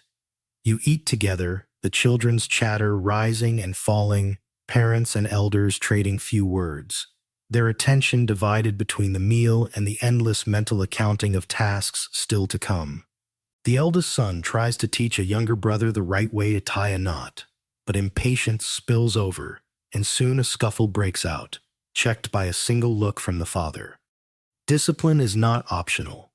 The work of the household is too constant, too vital, for laziness or rebellion. Sometimes it's a sharp word, other times a smack or the withdrawal of privilege, but everyone learns, the hard way or the quiet way, that each link in the family chain must hold strong. Love is expressed in actions. A mother sets aside the ripest berry for her smallest child. The matron weaves an extra thick cloak for the son who tends the animals, knowing the wind bites hardest out in the yard. A father fixes a broken toy, not with many words, but with the patience to whittle and sand and fit it just right. Comfort comes in a hand on the shoulder, a shared joke after a hard day, or a blanket quietly placed over sleeping feet. Affection is seldom spoken, but always felt. Arguments are inevitable. A lost tool, a broken bowl, a shortcut taken in the field. These spark tension, sometimes hot and sharp, sometimes cold and lingering. In such a tight space, there is no room for secrets or prolonged sulks.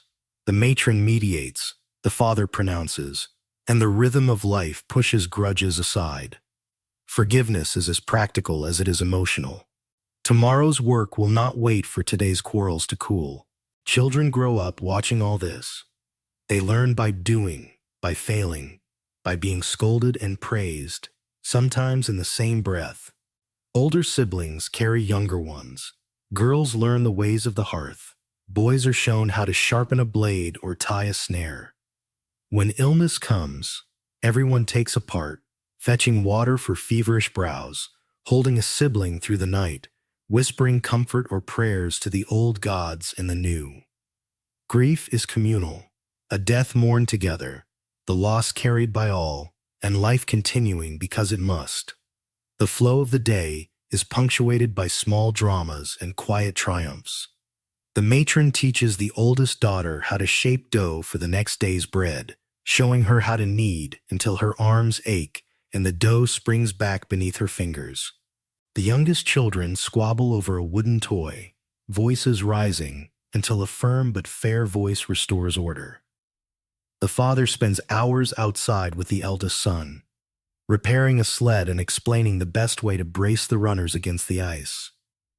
This knowledge is not given as a lesson, but as a habit, a rhythm passed down from generation to generation, each skill woven into the body and memory of the family. Meals are brief interludes. Bread is torn and shared, soup ladled out with care. Every mouthful a reminder that survival depends on everyone doing their part. Food is never wasted. Leftovers are saved for the animals, and crumbs are swept up for tomorrow's stew. The children's laughter mingles with the clatter of bowls, while the adults discuss the weather, the animals, the state of the fields, and the latest news from the nearest neighbors.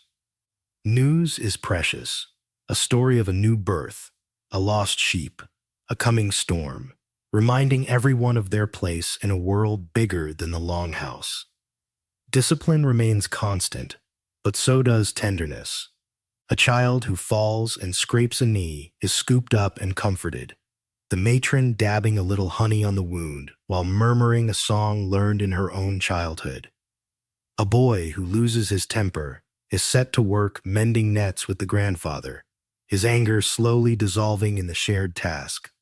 When the day's work is finished, The family gathers by the fire, trading stories, sharing the warmth, and letting the closeness of the longhouse soothe old arguments and tired nerves. At night, as the house grows quiet, you feel the burden and blessing of family most keenly.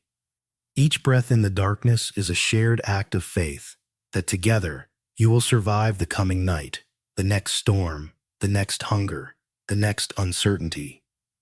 The matron moves among the sleepers, checking that everyone is covered, pausing to tuck in a restless child, smoothing a frown from a troubled brow.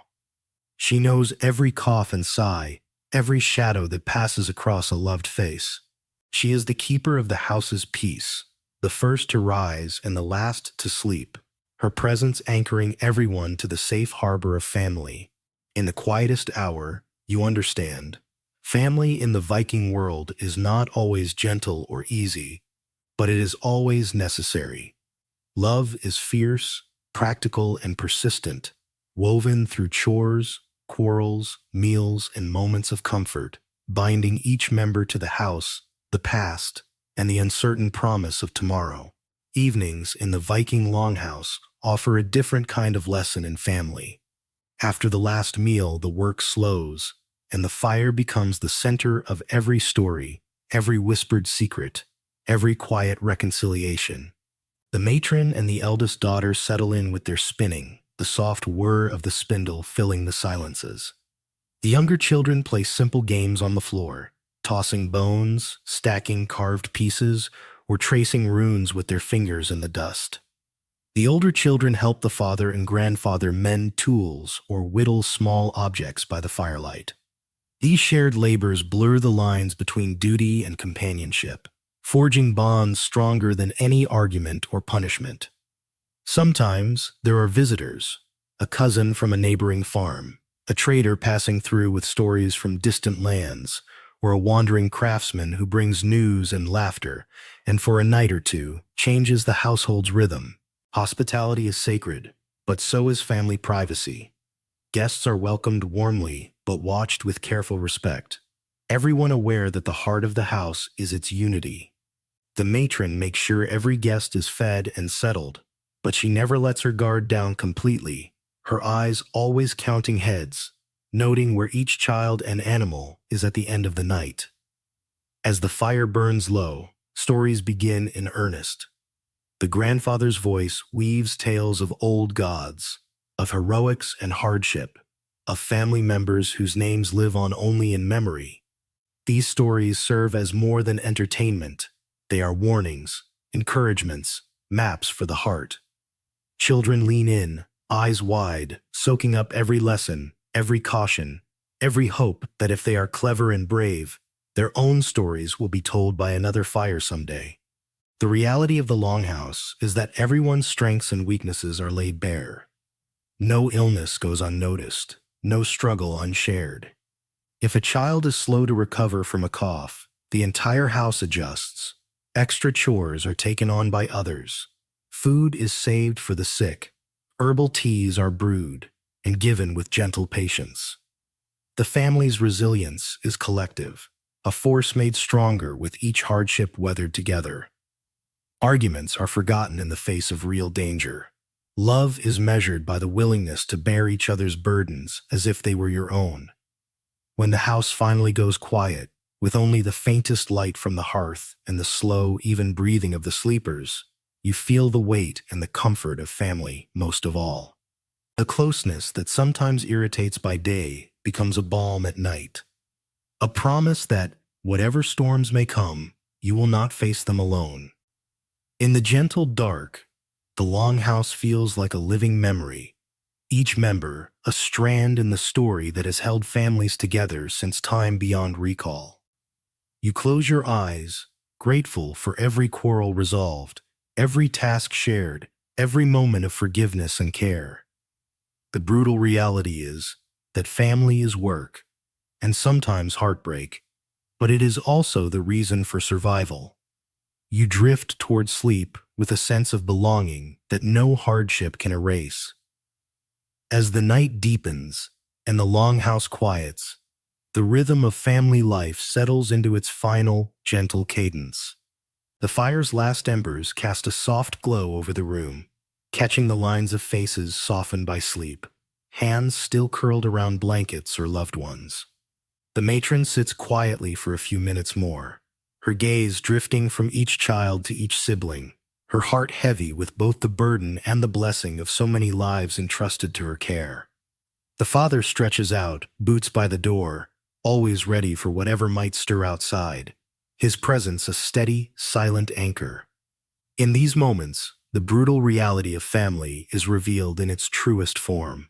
Love is rarely spoken aloud, but it is woven into every gesture, the sharing of food, the mending of a shirt, the touch on a fevered brow.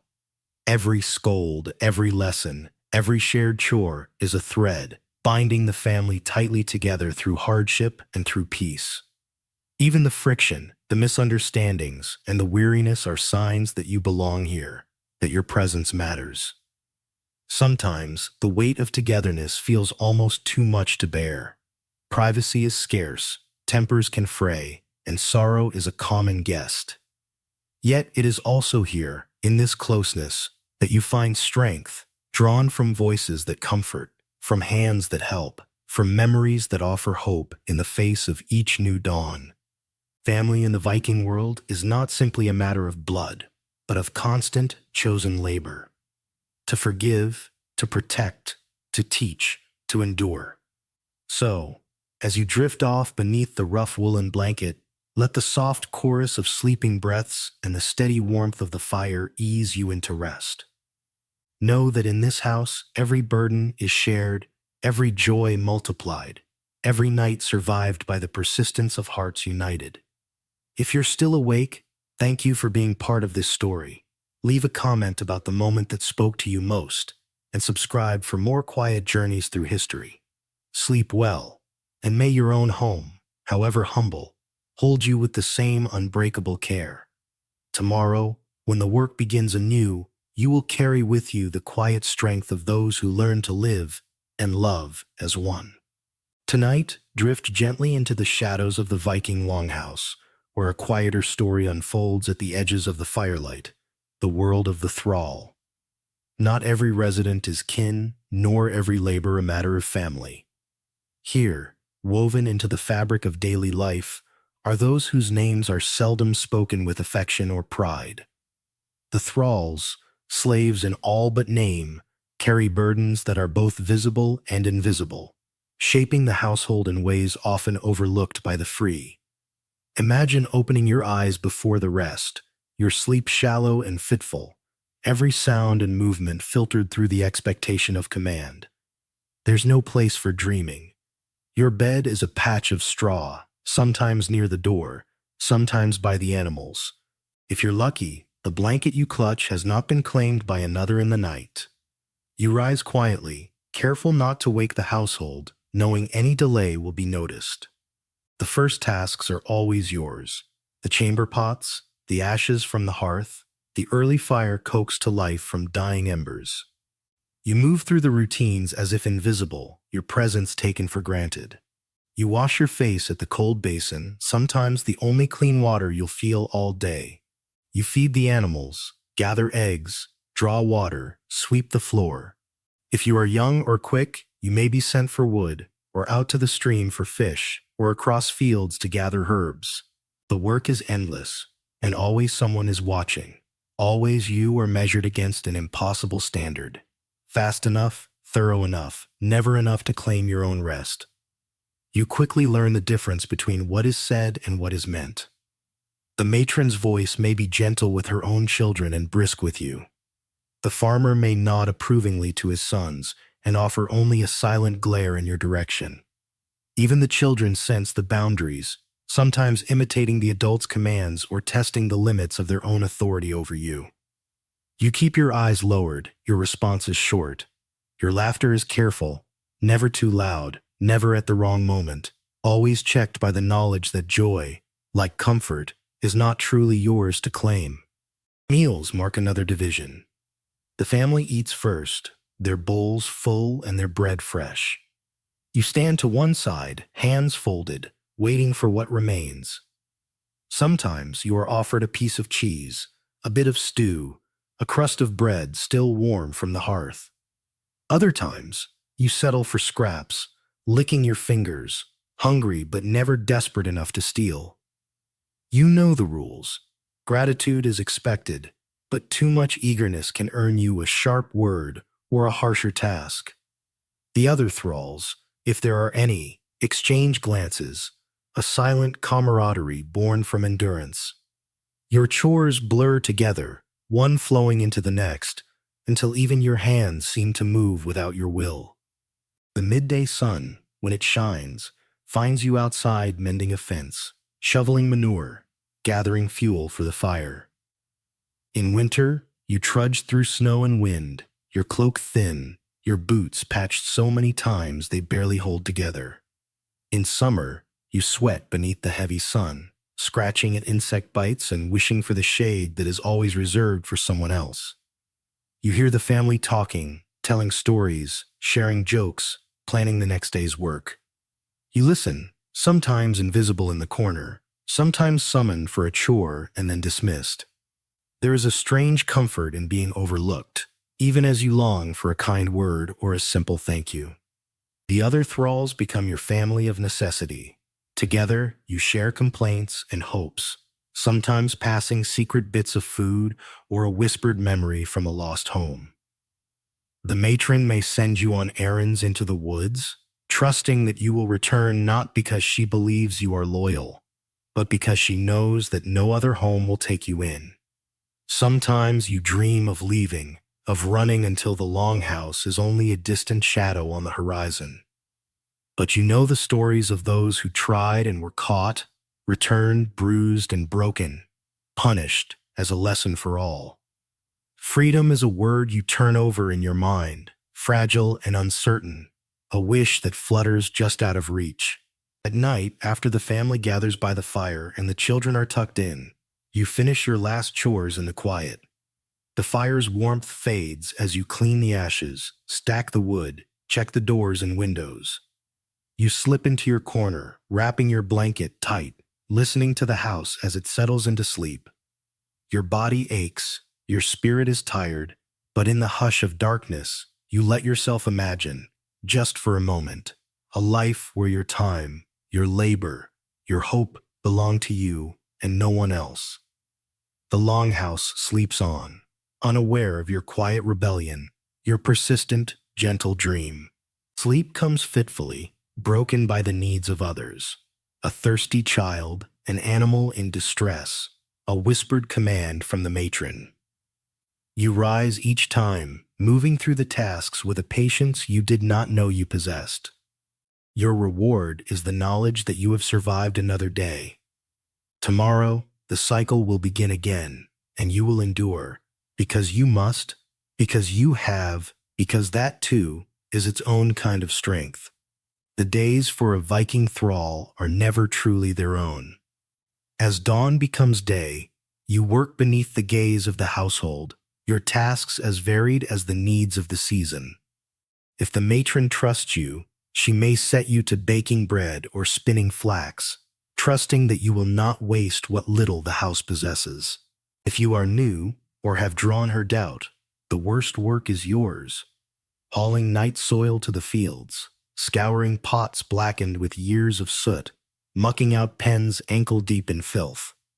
Each job is a test, a measure of your worth and your willingness to endure without complaint.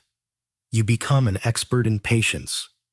When the matron's mood is harsh, you accept it without flinching, waiting for it to pass. When her anger falls on another, you work quietly, grateful only that you have escaped notice for a moment.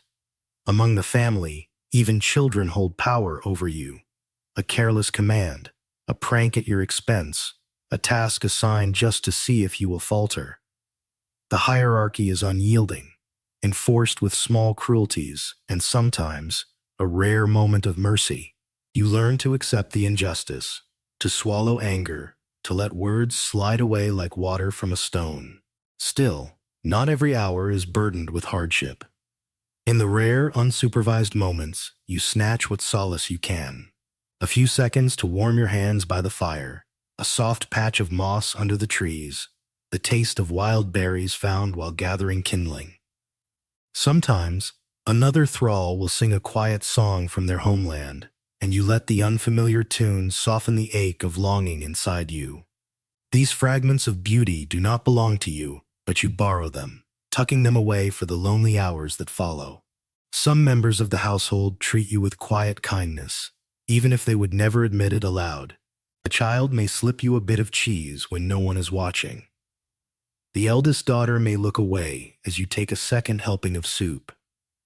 An old man may tell you a story while you mend his cloak, his voice gentle and tired, reminding you that the house remembers even the smallest gestures. These kindnesses are never mentioned again, but you treasure them. They are the proof that not all lines are unbreakable. Festivals and feasts change little for the thralls. You watch as the family prepares, sweeping the house, laying out their best cloaks, setting aside bread and ale. You work harder than ever, scrubbing, fetching, running from task to task.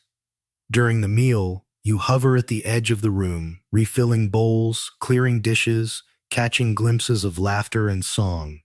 Only when the guests have gone and the family has eaten their fill do you taste what is left, savoring every bite. Even then, your joy is tempered by fatigue. A careless word or spilled cup can mean you finish the night outside, hungry, shivering in the dark. You learn to measure time not in hours, but in tasks. When the pots are clean, when the animals are fed, when the fire burns down to embers.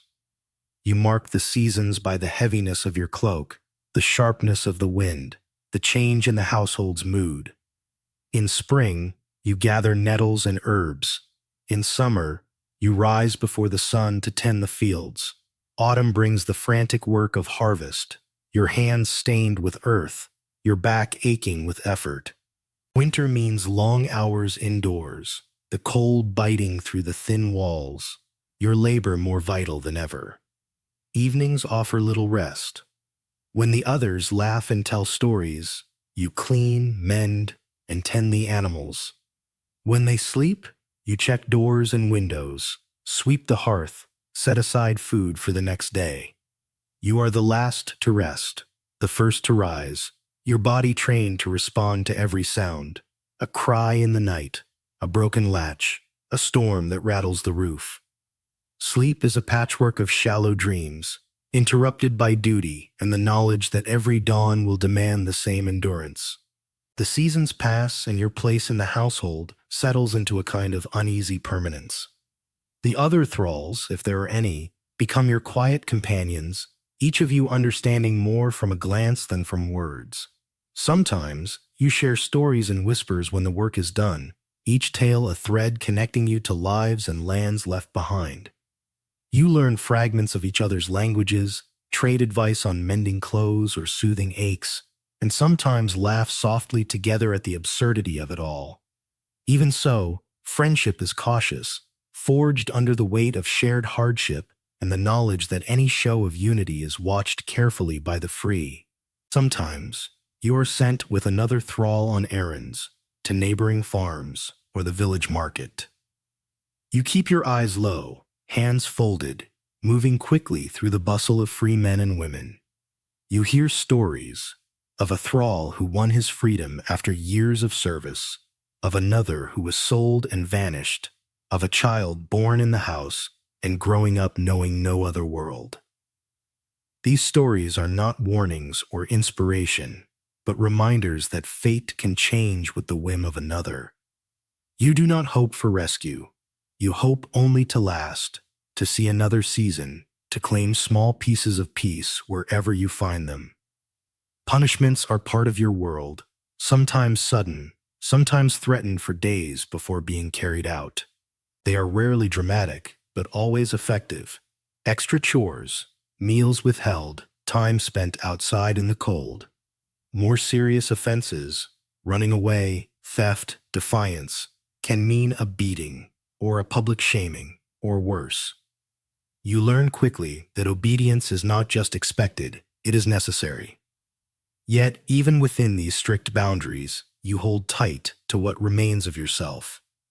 You remember a joke from childhood, a song your mother sang, a prayer whispered on nights when fear runs high. These small unspoken rituals are a quiet rebellion, a proof that your spirit, though bruised, is not broken. Every so often, the household is joined by a new thrall, captured in a raid, sold by a desperate family, born to another servant. The newcomers are wary, their eyes haunted by journeys longer and harsher than you can imagine. The matron and the master watch them closely, assigning simple tasks at first, testing their loyalty, their strength, their willingness to submit. Sometimes you are told to show them the routines, to teach them which chores matter most, how to keep quiet, when to speak and when to disappear into the work. You do so carefully, knowing that if they fail, your own position may be questioned. As autumn slips into winter, your days become harder. The cold is sharper, the work more urgent, and every mistake is felt more deeply. The fire is your constant companion, but its warmth is not always shared. You gather wood, tend animals, mend roofs, all with numb fingers and aching joints. Nights are longer, dreams thinner, your hope for spring more a habit than a belief. In these dark months, you find yourself counting time by the fire's glow, the slow burning of each log, a quiet prayer for endurance. Yet, for all the hardship, there are rare, shining moments, a kind glance from the eldest daughter, a handful of berries saved for you by a younger child, a day when the chores go quickly and the air is filled with birdsong. You learn to let these moments sustain you. In the end, what matters most is not the size of your freedom, but the depth of your persistence, the stubborn, gentle refusal to let the world define your worth by your station. As another day closes, you feel the longhouse settle around you, the fire's warmth a faint memory on your skin. The matron counts heads and checks that every door and window is closed tight. You move through the final chores, checking the animals, folding away tools, laying out tomorrow's wood for the fire. The family gathers close to the hearth, trading soft words and stories, while you listen from the edges, your heart full with the echo of all that you have done and all that you have endured. The longhouse grows quiet. You find your place among the straw, the blanket a little softer tonight, your body heavy, but your mind quietly restless. You think about the stories you've heard, the rare thrall who bought his freedom, the one who vanished on a cold night, the old woman who was once a captive and now guides the household's youngest with a patience hard won by time. You remember faces from your own past, family, friends, perhaps a village left behind, and for a moment, their voices keep you company in the darkness. You listen to the soft, even breath of others sleeping, the distant sounds of a dog shifting, the wind at the walls, the almost imagined footsteps of someone passing by the longhouse on the road beyond. These are your reminders that the world is wide, that life can change, that even in a place where you have little, you are not entirely alone. Sometimes you allow yourself to dream of open skies, of laughter shared freely, of days spent not in service but in your own chosen work. Still, as morning threatens on the horizon, you gather yourself for what comes next. You will rise again, before the rest, your day a repetition of labor and watchfulness, but also of quiet resistance and hope. Each small act of kindness, each moment of beauty, stolen in the margin of another story, is a tiny rebellion, a declaration that you remain, that you are more than what is demanded of you. So, as you drift toward sleep, let the slow breath of the house and the rhythm of your own endurance soothe you. Know that the disturbing life of a Viking thrall was built not just on hardship, but on survival, on the dignity of persistence, and the comfort of dreams that endure even in darkness. If you're still listening, thank you for honoring the story of those seldom seen. Leave a comment about what stayed with you most, and subscribe for more journeys like this. May your own night be filled with peace, and your heart steady for whatever dawn brings. The weird rituals of the hearth. Tonight, Allow yourself to drift deeper into the world of the Viking Longhouse, past the daily routines and into the heart of the home, the hearth, where fire and story, food and superstition all meet in the quiet hours. Here, as the outside world recedes into darkness, a softer, stranger rhythm takes hold. Lay back, breathe deep, and listen as the weird rituals and subtle mysteries of Norse home life unfold. Their patterns shaped by ancient belief, necessity, and the persistent hope that every night will end safely with the dawn. As darkness falls, the hearth is the axis around which the whole house turns. The fire is never allowed to die. Its embers are banked and tended with a reverence that is half habit, half prayer. Before the last log is placed, the matron sweeps the ashes to one side, making sure no unlucky bit of bread or bone is left beneath the flames. A tradition said to keep spirits content and hunger at bay. If the night is stormy, a small twist of wool or a pinch of salt might be tossed into the fire, a quiet offering to ward off misfortune. Some say it keeps trolls from lurking by the door, others that it simply keeps the bread from going sour. In the dim glow, the family gathers for the telling of old tales. Stories are not just entertainment, but protection, a way to fill the house with words and memory so that nothing unwanted can creep in with the wind. The youngest children are given a place close to the fire, their faces painted with flickering shadows as they listen wide-eyed to tales of gods and monsters, of spirits that ride the wind and shadows that must never be named aloud. The matron knots her threads in certain patterns, always ending her spinning with a prayer whispered into the wool. The farmer stirs the embers with a stick marked with a runic symbol, tracing patterns that only he understands. Rituals shape the smallest moments. Before bread is baked, a cross or rune is cut into the dough. Some believe this helps the loaf rise, others that it blesses the food against evil. When the stew pot bubbles, a pinch of herbs, sage, or sweet flag is added, not just for flavor, but to ward off sickness or jealousy. The matron mutters old sayings as she scatters crumbs for the house spirits, tante or niece, who are believed to dwell in the shadows, keeping watch or playing tricks if they are not honored. Sometimes, a small bowl of milk or a piece of butter is left in the farthest corner of the hearth, a silent bribe for luck and harmony. At certain times of year, the rituals grow more elaborate.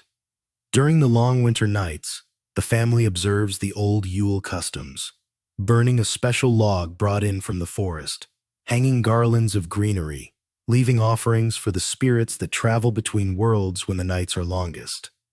The youngest are told to behave, lest the wild hunt sweep through the valley and snatch away anyone found wandering after dark. On the eve of planting or harvest, the matron recites an ancient rhyme as she sprinkles ashes from the hearth on the fields, seeking the blessing of gods and ancestors alike. Not all rituals are solemn. Children are taught to turn their shoes a certain way before bed, to confuse mischievous sprites who might tangle their hair or hide their socks. The oldest daughter braids her hair by the firelight, always starting with her left hand, an old superstition said to keep nightmares away. The dog, sensing something unseen, barks at the door, and the farmer tosses a scrap of bone into the fire, just in case. As the house grows quiet, the matron performs one last circuit, checking the doors, stirring the embers, whispering a goodnight to the spirits she half believes in and half manages with habit. The fire, banked low, glows softly as everyone settles in. You hear the last of the stories fade into silence, the hush filled by the crackle of wood and the occasional sigh of wind at the roof. You find comfort in these rituals, not because you understand them all, but because they are the invisible threads that hold the house together, giving shape and meaning to every night spent waiting for the return of light. As you drift toward sleep, you realize that these weird rituals, half wisdom, half wish, are not only a shield against the unknown, but a way of remembering that, in a world of darkness, Every small act of care is a quiet spell for safety, warmth, and belonging. As the hours deepen and the wind stirs around the longhouse, the world inside grows softer, held together by the slow, steady rhythm of these nightly rituals. There is a comfort in repetition, a sense that by following the old ways, the household keeps the chaos of the wild world at bay. The matron sits quietly by the embers, her hands busy with the last bits of spinning or mending. She hums a melody no one else quite remembers, its notes winding around the room and weaving a gentle spell of calm. The eldest son carefully places his boots with their toes pointing away from the door, another trick for warding off mischief in the night. Not every ritual is explained. Some have become habit, their original meaning lost to time, but their importance never questioned. The fire is circled 3 times before bed. A coal is tapped on the hearthstone for luck. The child's forehead is touched with a thumb dipped in ash to keep away bad dreams. A bowl of cold water is set near the door, sometimes said to trap wandering spirits, sometimes just a precaution in case of sudden flames. The family accepts these oddities, each person adding a small gesture of their own, believing that it is better to be cautious than to tempt fate. The youngest children are lulled to sleep with lullabies full of old words, names of gods, scraps of ancient poetry, warnings for the restless. Their mother or older sister braids their hair, whispering charms between the strands, tying ribbons to confuse anything that might come seeking a soul to tangle. The family cat, prized for its prowess against mice, but also seen as a protector from other, less visible dangers, is given a place of honor near the fire. A handful of cream is left for her in a chipped wooden bowl, both for reward and insurance. In the heart of winter, when the darkness presses close and the snow drifts high against the walls, the rituals grow more elaborate. The matron might lead the house in making a wreath of rowan branches, hanging it above the hearth to keep away the gaze of witches and ill-favored spirits. The men inscribe runes on small pieces of wood and toss them into the fire, reading the cracks and pops as omens for the coming season. Sometimes, everyone gathers to grind coarse salt and scatter it at the thresholds, a sparkling line against whatever wanders by night. The telling of stories takes on a sharper urgency. Sagas of brave ancestors, cautionary tales of those who broke taboos, quiet remembrances of friends lost in the deep snows of other winters. All these are spoken in the half-dark, the words carrying a weight beyond simple entertainment. The matron tells the tale of the niece, a small spirit who rewards respect with luck and neglect with pranks. Children listen, eyes wide, promising to leave crumbs and sweep the floor extra carefully. Even ordinary chores take on a ritual air. Bread is baked with care, and the first slice is given to the fire. Pots are scrubbed and left right side up, lest they trap bad luck. The last drink from the ale cask is poured into the hearth with a few quiet words, an offering to the house itself.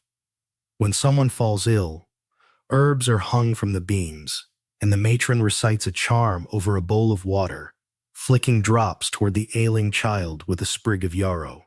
As sleep steals over the longhouse, each person wrapped in the layers of these rituals, there is a sense that the boundary between worlds has been reinforced. The fire glows softly, the shadows gather where they are meant to, and the air is thick with the hush of old wisdom. You drift off with the certainty that, though the night is long and full of mysteries, the house is protected by the quiet, persistent power of care, repetition, and the strange but sturdy magic of tradition. As the moon rides high and the rest of the world seems impossibly far away, the Longhouse is held in the spell of its own traditions. Even the simplest actions become imbued with meaning. A mug turned upside down to avoid misfortune. A quiet word offered to the darkness before slipping beneath your blanket.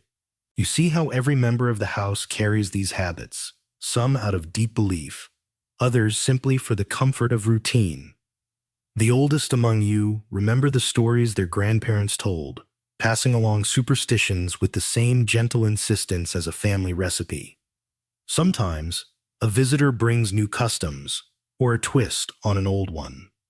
A wandering cousin tells of a charm that kept wolves at bay. A neighbor teaches a rhyme for mending socks without losing hope.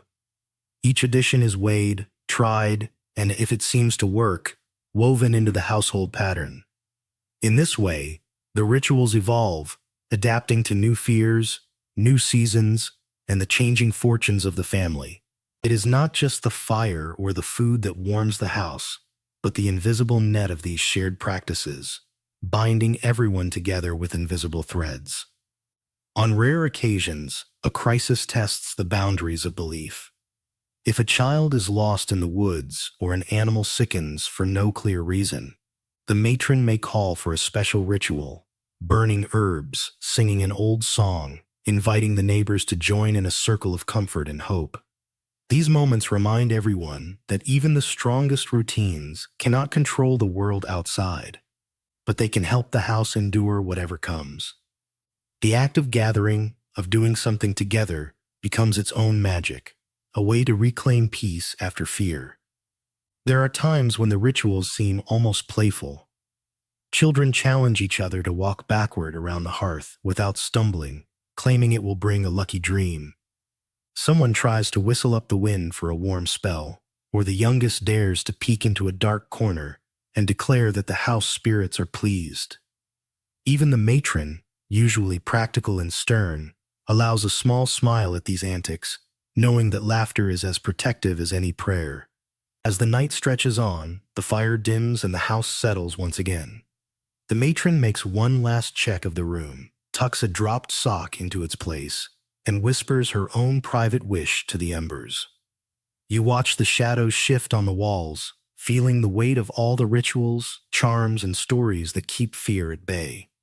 You realize that in this world, the weird is just another word for the ordinary, a collection of careful habits that knit the dark into something familiar and safe.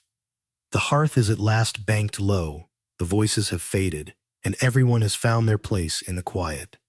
Sleep comes gently, drawn in by the confidence that every small act, every strange old rhyme, every blessing whispered into the dark, is a promise that you are part of something larger than yourself, a long, unbroken chain of hope, comfort, and unexplainable magic that keeps the Viking Longhouse whole. When the night is deepest, and even the fire's embers are nearly spent, the atmosphere inside the Longhouse is shaped by all the small rituals and gentle superstitions layered over countless nights before. The matron takes her final turn about the room, tucking in stray feet, making sure no cup is left unfinished, no tool misplaced. She straightens a broom beside the door, a simple act, but one her mother taught her to ward off ill luck before sunrise. A faint scent of dried juniper still lingers, a memory of an earlier ritual for cleansing and protection. Occasionally, in the hush between wakefulness and sleep, someone murmurs a blessing for the ancestors, asking their spirits to watch over the house. Others whisper thanks to the fire, to the animals that share the warmth, to the quiet presence of those they have loved and lost. It's in these moments, when the world outside is utterly silent, that the power of these rituals is felt most deeply, a sense that the night is not just endured, but transformed into a time of comfort, memory, and hope. Dreams are said to travel more easily on nights like these, moving between sleepers, carrying omens or gentle reminders of forgotten joys. Children sometimes wake in the morning, claiming to have seen a house spirit, or to have heard the wind singing a song only they could understand. The matron listens, nods solemnly, and offers a piece of bread or a quick blessing before sending them off to their chores. Such dreams are not dismissed, but folded into the fabric of the household's beliefs. One more proof that the weird, the mysterious, and the everyday are never truly separate in this world. As dawn threatens the edge of the sky, the Longhouse stirs once more. The fire is coaxed back to life, its flames rising to chase away the shadows and carry forward the warmth of all that came before. The matron stretches, cracks open the door, and breathes in the promise of a new day, a day built on the sturdy foundation of rituals, chores, and the enduring comfort of the hearth. So, as you slip towards sleep, let the memory of firelight and the gentle echo of old charms guide you. In the Viking Longhouse, the weird rituals of the hearth are a spell of belonging. Each act a safeguard, each superstition a thread in the tapestry of home. If you're still awake, thank you for joining this night's vigil. Share your favorite ritual in the comments and subscribe for more sleepy journeys through history. May your own dreams be warm, your worries kept at bay, and your night watched over by all the quiet, persistent magic that has ever kept the dark outside the door. A day in the life of a chieftain. Tonight, slip into the furs of a Viking chieftain, the head of a household and the anchor of the community, a figure both powerful and perpetually burdened. In the flickering firelight of the Longhouse, the chieftain's day is as carefully choreographed as any other, shaped by expectation, obligation, and the ever-present weight of responsibility. Let yourself drift into the measured hours of a Norse leader, where every decision, every gesture, echoes through the family and the valley beyond. Dawn breaks gently over the Longhouse, a faint glimmer of pale blue at the horizon. The chieftain wakes before most, rising from a bed of furs set close to the hearth for warmth and for visibility. Already, the mind is working, reviewing tasks, weighing yesterday's problems, planning for the needs of the household and those who depend on its strength. The matron stirs beside him, each of them bound by duty and partnership, their movements silent, practiced, and in sync after so many years. The first hours are spent walking the yard, greeting the animals, inspecting the fences, and testing the locks on storerooms. The chieftain's steps are deliberate, boots leaving deep prints in the dewy grass or the new snow, depending on the season. He notes the health of the livestock, the state of the fields, the way the wind carries the sense of coming weather. Each detail matters. Each small problem must be solved before it grows. Even in silence, his presence is felt. The thralls hurry through their chores, children watch with wary respect, and visitors know to wait until the chieftain's first circuit is complete before approaching with their questions or petitions. Breakfast is a gathering of the household, everyone waiting for the chieftain's signal to begin. He eats with care, never more or less than anyone else, using the time to listen to the quiet news and complaints that ripple around the table. His words are measured, his gaze steady. A single nod or gentle admonishment can set the tone for the entire day. When the meal is done, he thanks the matron and the others who prepared it, a sign of respect that anchors the house in tradition. The morning brings a parade of visitors. Neighbors come with small disputes to be settled, a missing sheep, a broken fence, a quarrel over the boundary stone. The chieftain listens patiently, never rushing, his authority rooted in fairness and reputation as much as in strength. He offers judgments that are firm but kind, always with an eye to keeping the peace and reinforcing bonds between households. Every problem solved is a thread in the web of alliances that holds the community together. The rest of the day unfolds in a steady rhythm of labor and oversight. The chieftain works alongside the others, mending tools, stacking wood, even joining in the harvest or the slaughter when the need is great. His hands are as calloused as any, his back familiar with the same aches, but every action is watched. Leadership here is not about grandeur, but about visible investment in the fate of the home. When the time comes for decisions, about trade, about planting, about who will accompany the next raid or voyage, the chieftain consults with the matron, with trusted elders, with the eldest sons and daughters. His voice is calm, his questions careful, and he listens as much as he speaks. At every turn, he weighs the cost of risk, knowing that each misstep can ripple outward for seasons to come. In the late afternoon, there is a time for solitude. The chieftain walks to the edge of the property, gazing out over fields or fjord, letting the quiet settle the worries of the day. These moments are private, but they are as much a part of his work as any council or feast. Alone, he remembers those who led before him, measures his own shortcomings, and gathers resolve for whatever the next day might bring. As dusk falls, the house fills with laughter and the sense of stew and baking bread. The chieftain returns to the fire, settling among family and friends, listening to stories and sharing his own memories. The warmth of the hearth, the quiet joy of a meal shared in peace, is his reward for another day's endurance. And as night deepens, he gives thanks to the gods, to the land, to the stubborn strength of those who depend on him. For another day survived, another night begun. Throughout the afternoon, the chieftain's presence threads quietly through every corner of the household.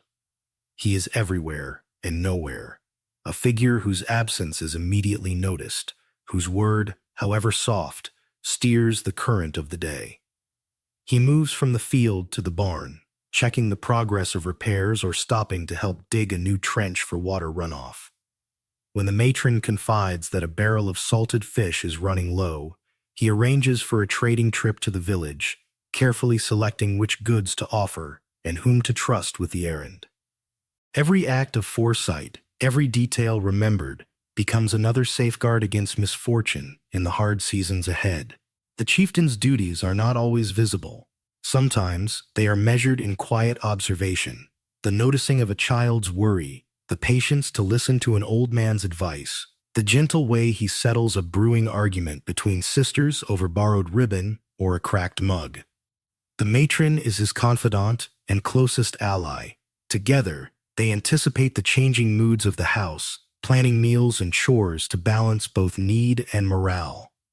When a guest arrives, whether a distant cousin, a traveling craftsman, or a stranger seeking shelter, the chieftain offers welcome with both caution and honor. Hospitality is sacred, but the safety of the family is never risked. The guest is shown to a place near the fire, given food and drink, and listened to with respect.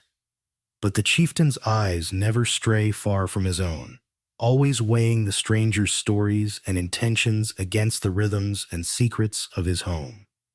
On special days, the chieftain's responsibilities expand. He leads rituals at the hearth, pouring the first ale to the fire, blessing the bread, saying a prayer for the harvest or the memory of ancestors.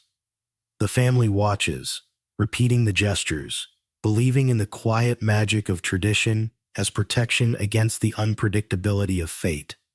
On feast days, he is both host and peacekeeper, setting the tone for laughter, conversation, and the careful balancing of pride and humility that keeps the bonds of kin and neighbor strong. As the sky turns gold and shadows grow long, the chieftain walks the property one last time, noting the subtle signs of weather, the growth of crops, the readiness of livestock for market or slaughter. He offers a word of praise to a boy who mended a fence well, a kind touch to a daughter who finished spinning early, a thoughtful glance to the matron, whose eyes reveal both weariness and quiet satisfaction. These small acknowledgments are not merely kindness. They are the glue that holds the household together, reminders that each role matters, each person is seen. With night approaching, the chieftain consults with elders and kin on matters both urgent and subtle. Should a field be left fallow? Should a distant cousin be invited to join the household? Is there enough grain to see the family through another winter, or must a hard decision be made? The conversations are patient, the disagreements gentle, guided by the chieftain's insistence that every voice be heard, even as the final decision rests with him. This balance of authority and humility is hard-won, the result of years spent watching, learning, and sometimes making painful mistakes. As night deepens around the Viking Longhouse, the chieftain's duties evolve once again. The fire is the center of the evening, a place for stories, the gentle review of the day's challenges, and the subtle, crucial work of keeping the household knit together through both quiet and conflict. The chieftain listens as children share their small triumphs and disappointments, as the elders reminisce about seasons past, as the matron recounts the successes and struggles of the kitchen and the storeroom. His role is not only to judge or command, but to offer reassurance, gentle correction, and, when needed, a silent, steady presence that draws the house's scattered threads into one strong fabric. There are still decisions to be made.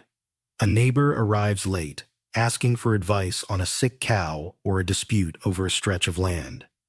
The chieftain listens with patience, weighing both sides, sometimes sending word for elders to join in council. Disagreements are resolved with careful words and a keen sense of what will preserve harmony for the coming months. Every judgment carries consequences, and the chieftain knows that every word and gesture will ripple through the valley long after the embers have faded. Guests in the house are given respect, but the chieftain never forgets his responsibility for the security of his own. He sits up late if a stranger lingers by the fire, watching quietly, reading stories in the flicker of eyes and the set of shoulders. Hospitality is never separated from caution. Generosity is offered, but always with a watchful heart. When at last the house settles, the chieftain closes the door and walks one last round, feeling the coolness of the night, the vastness of the land, the pulse of duty steady as his own breath. Before sleep, the chieftain often stands alone in the darkened hall, offering silent thanks to ancestors, to the gods, to the matron at his side, to the children growing strong, to the neighbors who make the burdens lighter. He is humbled by the knowledge that leadership is less about command and more about care, the 1,000 daily choices that protect, nourish, and bind the family and the larger community together. He lies down on his furs, listening to the quiet breathing of his household. The warmth of the fire, the certainty of walls built strong by many hands, the soft hush of voices fading to sleep, all these are his reward for a day spent in the service of others. His last thoughts are for tomorrow, the work to be done, the people to be cherished, the hope that his leadership will be gentle, steadfast, and remembered for kindness as much as strength. As the house drifts toward sleep and the last embers glow faint in the hearth, the chieftain's work is finally done for the day. He sits in the dim quiet, the matron at his side, both of them wrapped in the shared silence that follows a day of endurance, decision, and care. They look out over their family, children tucked under blankets, elders already dozing, thralls finishing the last quiet chores, and feel the weight and the reward of another day survived together. It is in these gentle moments, when the outside world is nothing but wind in the eaves and the faint howl of distant animals, that the chieftain allows himself to let go of worries for a few heartbeats. He whispers a prayer for wisdom and strength, for the health of his people, for peace in the valley and plenty in the season to come. The matron rests her hand over his, and together they remember all that they have built and kept safe. The rhythm of this life is its own comfort. Every burden shared, every kindness shown, every challenge met with courage and patience becomes another thread in the story of the Longhouse. The chieftain is not remembered for grand gestures, but for the gentle persistence of daily care, the way he greets each member of the house in the morning, the fairness of his judgment, the laughter he shares, and the quiet apologies he offers when he falls short. As dawn approaches, the chieftain sleeps at last, knowing that tomorrow will bring another cycle of choices, effort, and hope. But for now, the warmth of the fire and the closeness of family ease the weariness in his bones. The house rests, sturdy against the night, its peace a testament to the patient, steady heart at its center. So as you drift toward sleep, let the story of the chieftain's day lull you. Remember that true leadership is as much about listening as speaking, as much about tending the fire as commanding the hall. If you're still with me, leave a comment about the quiet leaders in your own life, and subscribe for more journeys through history's gentle, enduring nights. May your own burdens feel lighter, your sleep deeper, and your heart steadied by the knowledge that care, in every age, is the greatest strength of all. The mystery of the abandoned longhouse. Tonight, drift into a quieter, more mysterious part of the Viking world. The abandoned longhouse, standing silent among wild grasses and whispering trees. Its roof sags under the weight of seasons, its walls lean, its threshold choked with moss and memory. What stories linger in its dust? What lives were lived and lost between its timbers? As you settle into the dark, let your imagination explore the empty halls and faded dreams of a home left behind, listening for the faint echoes that time cannot fully erase. You arrive as evening falls, the sky streaked with pale gold and the hush of the land settling deep. The longhouse looms at the edge of a forgotten field, its doorway tilted, the windows blank and dark. Grass grows tall where footsteps once wore a path, and the stones of the old hearth are cool, their ashes blown away by the wind. The air is thick with the scent of damp earth and wildflowers, nature reclaiming what was once a place of shelter and warmth. Stepping inside, you feel the soft crunch of straw underfoot, brittle with age, and the low sigh of wind moving through a gap in the wall. The light falls in strange patterns, catching on spiderwebs, painting old carvings with a shimmer of gold. For a moment, it feels as though the house itself is waiting, holding its breath, hoping for laughter, voices, the thump of boots and the hush of quiet conversation. But the silence is complete, broken only by the distant call of a bird or the scrape of a mouse in the rafters. You walk slowly from room to room, touching the scarred wood of the table, the worn stone of the hearth, the faded tapestry still hanging, its colors muted, but the story it tells almost clear. Was it left in haste, or abandoned in slow surrender to loss or change? Did a harsh winter empty the house, or did the family move on, drawn by hope or driven by sorrow? Each object you find, a cracked bowl, a child's carved toy, a chipped spindle, offers a clue, but never the full truth. The past lingers here as an unanswered question, inviting both wonder and gentle sadness. Outside, the shadows grow longer, the world quieting around the shell of the house. You imagine the lives once held here, the matron's laughter at the hearth, the children's games near the door, the steady cadence of chores and song. Now only memory remains, woven into the walls, seeping into the ground, alive for a moment as you listen, then slipping back into the hush as you leave the longhouse to the night and to the mysteries it will always keep. As the dusk deepens and you linger inside the abandoned longhouse, a sense of presence grows, not ghosts in the frightening sense, but gentle reminders of all that is past. The silence is a tapestry woven from forgotten laughter, the hush after arguments, the quiet pride of a harvest stored for winter. Each corner seems to hold a different season, and as your eyes adjust, you begin to notice small details. A notch in a doorframe where a child measured their height, a faded rune carved above the lintel to ward off misfortune, the delicate pattern of mouse tracks in a patch of dust. In the heart of the house, the old hearth remains, a scatter of broken pottery, a single blackened pot left behind. You imagine what evenings were once like here, the family huddled close, the fire's glow painting faces, a dog curled at someone's feet, the matron humming as she stirred the stew. Perhaps stories were shared, tales of gods and heroes, warnings about storms and spirits, memories of happier times. You picture the smallest child falling asleep by the fire, someone draping a blanket over their shoulders before slipping away to finish the last chore of the night. Outside, wildflowers press against the walls, their roots threading between stones, gently breaking apart the foundation with every passing year. Birds nest in the thatch, bees hum in the eaves. Nature reclaims everything in time. Yet, some things persist. The groove in the door where 1,000 hands pushed it open, the faint outline of a path where boots once passed, the polished surface of a table worn smooth by countless meals and hands. You wonder at the reasons for the house's abandonment. Was it the bitter cold of an especially harsh winter, hunger and illness driving the family away? Did new land call, promising better soil or safer shelter? Was there loss, a death, a feud, or simply the slow erosion of hope?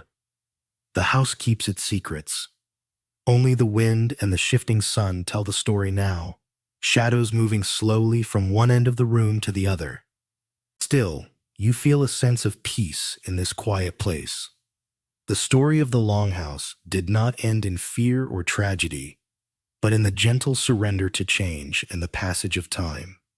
Its emptiness is not loneliness, but rest, a home that has finished its work, holding safe all the memories entrusted to its care. You close your eyes and listen, letting the silence of the abandoned longhouse settle around you, soothing and strange, a reminder that even when things are left behind, they are never entirely lost.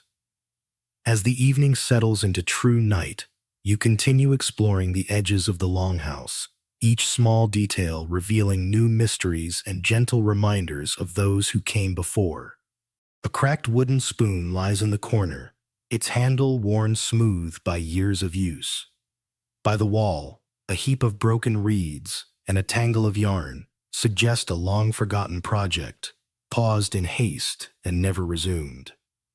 On a windowsill, a dried sprig of thyme has crumbled into dust, a final offering for health or luck, left behind with hope. You pause near a low bench, tracing the marks of old repairs where someone mended a split in the wood with a careful patch and a strip of leather. Each scar tells a story, not of defeat, but of persistence, of the endless work required to keep a house, a family, and a life intact in a world that offered little certainty. You imagine the hands that made these repairs, strong, practiced, sometimes impatient, but always steady enough to carry the day's labor to completion.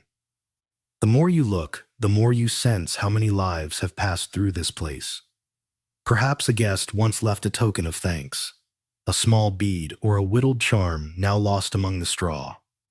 Perhaps laughter echoed here after a feast, or tears fell during the hard winters, woven into the fabric of the house as surely as the rushes on the floor. Even the dust holds memory, a faint print of a child's hand, a swirl where someone wiped the table clean before a meal. You move outside and circle the house.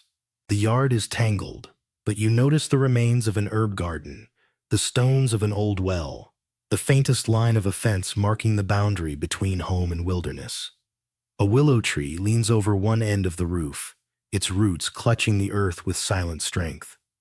Birds roost in its branches, their calls a gentle backdrop to the hush. The air is cool and still, the only movement a breeze carrying the sense of soil and moss. Standing at the threshold once more, you feel the lingering warmth of lives lived with hope and effort, hardship and brief joy. The abandoned longhouse is a reminder that every home, no matter how humble, is a world unto itself, a place of shelter, memory, and meaning, shaped and reshaped by those who call it theirs. In this quiet, you find a strange comfort, a sense of continuity, and the truth that even when the story pauses, the world keeps listening. As the night draws to its quietest, you linger one last time in the shadowed doorway of the abandoned longhouse. The darkness is deep, but not unfriendly. It is full of the quiet, patient waiting of a place that once held so much life. You listen for the creak of old timbers, the soft sigh of wind through empty rafters, the echo of footsteps long faded, but not quite lost. This is a place made gentle by time, its sorrows softened, its joys now part of the hush. You realize that every abandoned house holds more than secrets. It holds lessons, how people endured, how they laughed and quarreled, how they built and rebuilt, and, finally, how they let go. The empty bowls and faded tapestries, the door left slightly ajar, the wildflowers pushing through cracks. These are not signs of forgetting, but of life moving forward, of stories carried onward by those who left. You feel a quiet gratitude for their persistence and a kind of kinship with all who have ever watched the sun set from a doorway, wondering what comes next. Standing outside once more, you glance back at the Longhouse, its shape outlined by moonlight, its windows reflecting the stars. You imagine it as it was, a place of laughter and argument, of small triumphs and daily survival, of nights spent telling stories by firelight and mornings begun with hope or weariness. Even in silence, the house offers a sense of belonging, a gentle reminder that every ending is a beginning somewhere else. As you drift toward sleep, let the mystery of the abandoned Longhouse settle softly in your thoughts. Remember that every home, no matter how quiet or empty, leaves an imprint on the land, on memory, on the world that keeps turning. If you're still awake, thank you for exploring this gentle story with me. Leave a comment about what detail touched you most, and subscribe for more histories to dream by. May you always find comfort in the stories that linger, and peace in the spaces left behind. Knights of the Elite. Tonight, slip quietly into the hush and shimmer of another side of the Viking world. An evening spent among the elite, where comfort is a privilege and the glow of the fire is cast not only for warmth, but for power and display. In the high-roofed halls of chieftains and wealthy traders, nights unfold with ceremony, caution, and a unique rhythm of their own. Lay back, breathe slowly, and let your imagination enter the golden dusk of Viking luxury, where the shadows tell a different story and the meaning of rest is shaped by status, ambition, and the strange solitude of those at the top.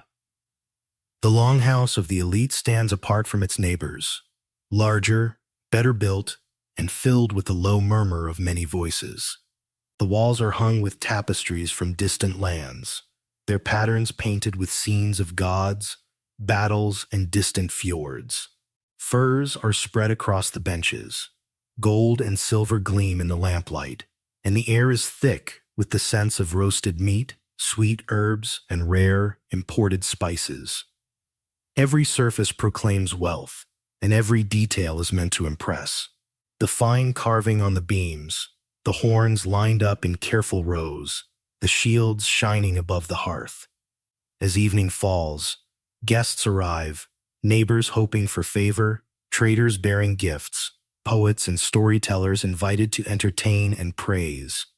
The elite family greets them with practiced smiles, their clothes bright with dyes and embroidery, their voices measured and polite.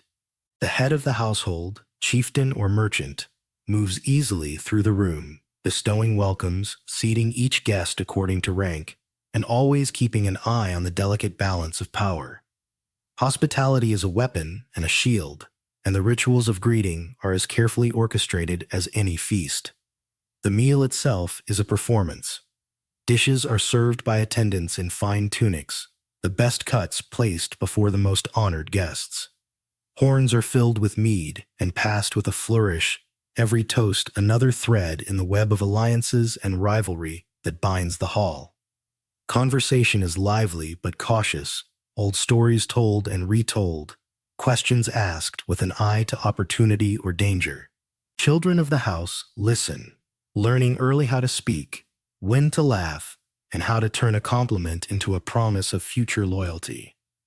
As the night deepens and the feast grows lively, the rituals of elite Viking life become ever more intricate. Poets rise to recite sagas, their voices echoing through the beams, each tale chosen not only for entertainment, but for its subtle messages about honor, loyalty, and the dangers of pride. Gifts are exchanged, a rare brooch, a carved drinking horn, a bolt of fine cloth, each chosen as much for the message it sends as for its value. The chieftain listens carefully to every word, responding with praise, a hint of caution, or a story of his own, always aware that every gesture can shift the balance of alliances. The room is warm, laughter rising and falling, but beneath the revelry lies a quiet tension. Every guest watches the others, measuring words, noting which jokes are allowed to linger, who is included in private conversations, who receives the choicest cuts of meat. The servants move with careful precision, keeping cups full, removing platters before they grow cold, ready to slip from sight should tempers flare or a guest forgets their place.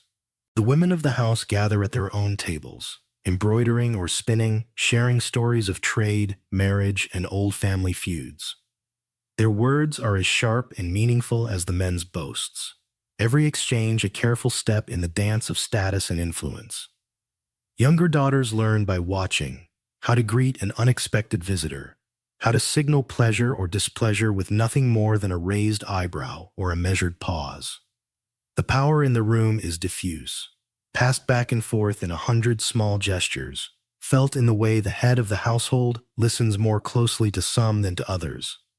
As the evening continues, music fills the hall. A harpist plays a melody, both haunting and bright children slip between tables. A favorite hound begs for scraps near the fire. For a while, the burdens of leadership are set aside. Guests laugh a little louder, stories grow taller, and the lines between friend and rival blur just enough to make the night seem almost magical. Yet, all the while, the matron keeps a careful count of who is most pleased, who is angling for favor, who sits a little apart. Every detail is noted and remembered for the days ahead. At the height of the feast, a toast is raised to the gods and ancestors. Horns are lifted high, the fire blazes brighter, and every voice joins in a single song. In that moment, the Longhouse feels invincible, a fortress of warmth, connection, and possibility. But even here, among the elite, the night is not only about celebration. It is about negotiation, watching, and maintaining the delicate fabric of power and trust that holds the household together. When the music quiets and the guests begin to leave, promises have been made, alliances hinted at, and rivalries set quietly in motion for another season. As the feast winds down and the guests begin to depart, the atmosphere in the Longhouse shifts from public spectacle to private reflection. The elite household, now smaller and quieter, lingers in the circle of firelight. The chieftain and matron share a low conversation, quietly reviewing the evening's conversations and weighing what was truly meant behind each toast and story. The servants finish clearing dishes, moving more softly now, their tasks easing into the night's hush. The youngest children have long since fallen asleep, curled up on benches or furs, dreams stirred by the music and laughter they drifted away to. Older sons and daughters remain near the fire, discussing plans for the next day, a trade to be arranged, a letter to be written, a new loom to be set up in the weaving room.